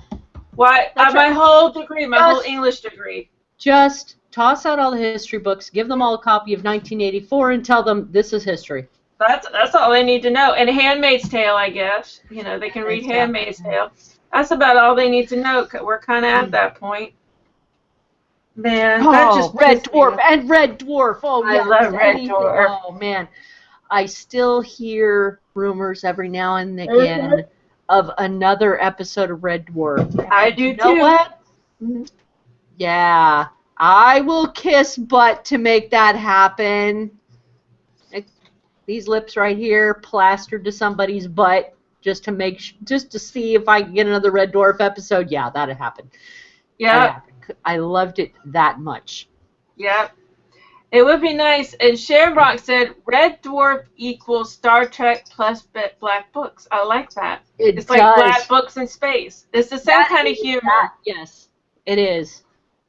It's that one of the things I love about British comedy is that sometimes it's not always the biggest budget and not the best sets. They can have really rinky sets sometimes, but it's the people. It's the playing off each other. That's where the humor comes from. So it doesn't matter where it's set. And a lot of the times I feel like British British Entertainment is not treating me like an idiot from the very No. beginning. A lot of American entertainment shows, I feel like they're treating me like a kindergartner from the very first show.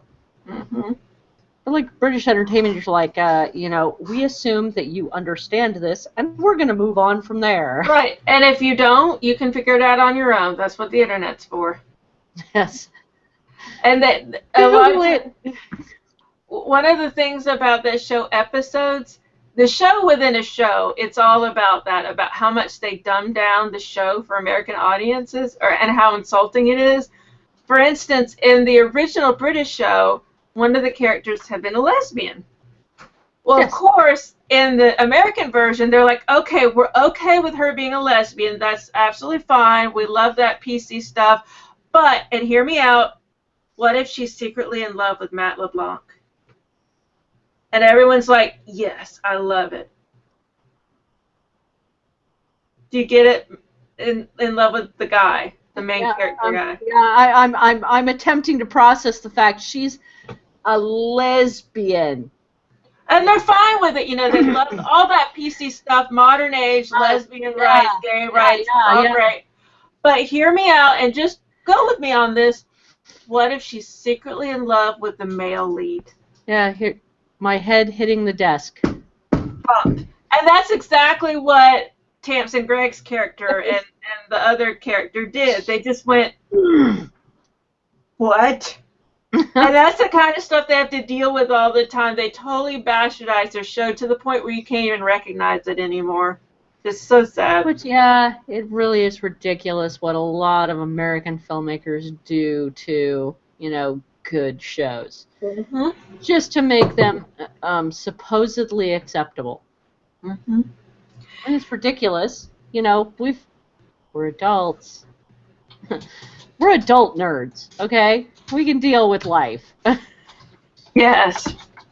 The Cybernaut said, watch the first ep of IT Crowd, which I love IT Crowd. I've watched, except for the last episode. I have not watched the last episode. But I did not know there's an American version. He said there's an American version. I did not know that. Do I have to watch the American version? I don't think we should. I don't like the American version. I don't want to. I don't want to watch it. I'm gonna drink the last sip of my beer. IT Crowd was good. I love IT Crowd. That was such a great show. I still say, have you tried turning it off and on? Have you tried? I still say that. I don't think there's. Well, I think there might be a. There might be a little bit. Cybernaut said the American version should be on YouTube. That would be interesting.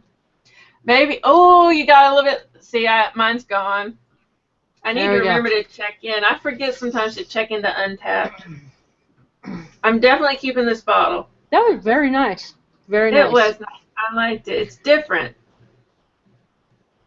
I appreciate the fact Terrapin made that. I do too. Thank you, Terrapin. And there's their little. They got the frog logo on the side. That's their little logo. Maybe they should have made the frog a zombie frog. Oh, that would have been great. Could have had red hanging off. That would have been awesome. Okay, we'll have to tell them that if they do another release, they'll have to do that. Lucille, Blackstrap Molasses Stout. Actually, that kind of makes sense because Negan kind of talks like this, like molasses. Yeah, like molasses. Molasses, I'm going to kill you. Ooh. Shamrock says he's been watching Johnny Solo and his giant robot. That sounds dirty. Sounds interesting. It sounds very like original, not Land of the Lost, Lost in Space, like. Very Lost almost in like Space. Lost in Space. Oh, I loved Lost in Space. I did too. Lost. The original Lost in Space is one of my favorites. The comedy, the 60s show. I didn't watch the movies. I didn't want to bastardize it. You know what? I actually did appreciate the current movie. I liked it. I did like it. I thought it actually had a lot of meat to it. Okay. but I liked the 60s better. I don't know why. I guess maybe I'm far more into that classic, those classic versions. And maybe nostalgia with me, because that's what I grew up with. I mean, like, if it were new to me now, I'd be like, what the hell is that? But, you know, I grew up with it, so it has a special meaning to me. Yeah.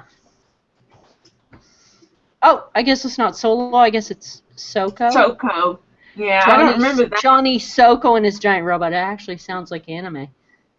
It might be. Is it animated, I wonder? It might be animated. There was a show I loved when I was a kid. I'm blanking on the name of it, but they were a robot family, and the really gold big robot, and then the little kid robot, and the mother robot. I'm blanking on Sounds familiar, but I don't remember exactly what it was. Oh, I know the name of it because I just talked about it recently with somebody. It was Japanese, and it came on like in the afternoon when I was a kid. No, Johnny Soko is not. It's a real version. It's not an anime. Oh. 1967. A young boy aids in a fight against a mechanized terrorist organization as the sole controller of a prototype giant robot. Okay. It looks Japanese. Okay. It looks really cute. I gotta try to find that. I think Space Robot. Was Space Robots what I'm thinking of? Space Robots? Now I'm on the internet. I'm seeing all kinds of things. Oh. Not sure. I know. Once you're on the internet, you fall into the internet, and like it's hard to come up for air. It's the Space Robots. It took me to YouTube. It's Space Robots. Or Space Giants. Sorry, Space Giants. Space Giants. That was a show I loved as a kid. Space Giants. And it says, The Space Giants is the English title of the series. The show is most notable for its humanoid robot heroes who responded to crises by transforming into rockets to combat a wide variety of... Huh? The Space Giants from 1966? Yeah. Okay, I found it on IMDb. Space Giants. I loved that show. Yep. A 50-foot gold robot, aptly named Goldar, and his companion, a silver-clad humanoid female named Silvar. That was the show I loved. God, it would come on every afternoon. They had a kid. Oh, yeah, there we go. Space Giants meet the Goldars. Oh, there we go. Okay. Oh, my goodness. I'm going to watch this. I loved that show. I was all about Space Giants. He was very gold. Very gold. See, this is what nerd culture gets you. Mm-hmm. Simon Pegg. Sharing is caring. Right. And these people live in infamy, you know? This was 60 years ago, but it's still living on. And I didn't even know, when I was watching it in the late 70s, early 80s, I had no idea it was 15 years old. So it was probably already off air. I had no idea. I was watching repeats. I didn't know. I didn't have a whole lot of access to any British entertainment when I was a kid. That's too bad. I watched it on PBS all the time. I watched British shows. I had Star Trek. Mm-hmm.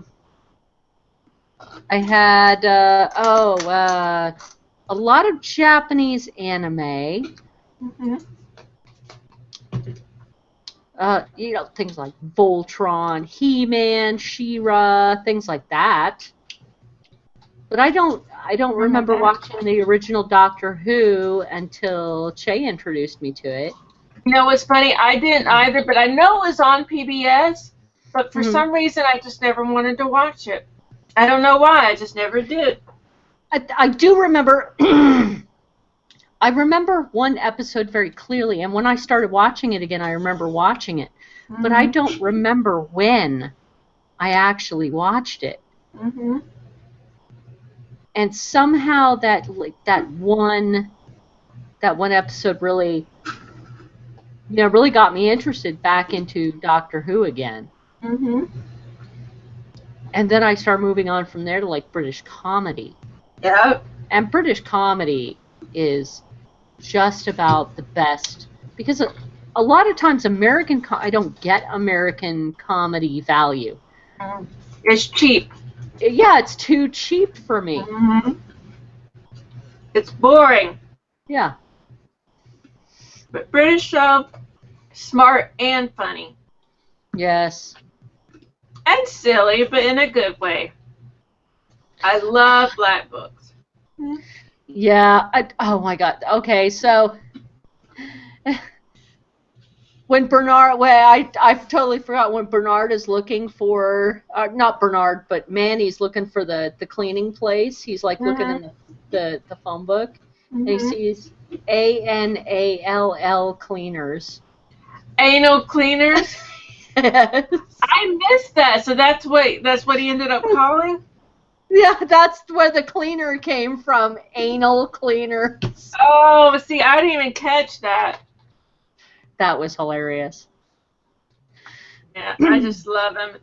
Dirty. And he's so serious about it. He's like, in Vector 5. There's nothing wrong with back there. Have you been back there recently? It's like Dresden. It's really bad. It really reminded me of The Young Ones. Just filthy. Like you'd see some kind of monstrosity rodent come through or something. Oh. Well, it's getting about time for me. I have to get up in the morning. Yes. All right, so Sources Zero, where can we find you? I am anywhere you can find S0RCERESS0. That's sorcererzero.com. Sorcerer Zero on Google+, Twitter, Facebook, and if you just type me into Google, you'll probably find me. Same thing here. If you put low literacy into Google, you'll see me all over the place. I'm like molasses. I tend to stick, and I'm kind of thick and liquidy. Yeah. Let's not forget our lovely sponsor. Go to goodvibes.com for all of your lovely adult needs. Even if you read comics, even if you like superheroes, you are still adult enough to go to goodvibes.com. They will accept you. And That's who right. knows, maybe if we all email them, they'll get underoos. Underoos. Wouldn't that be awesome? Wonder Woman underoos. I had Wonder Woman underoos. I had them.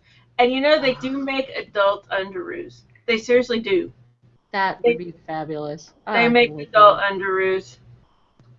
And I may just be intoxicated enough to buy them. Maybe.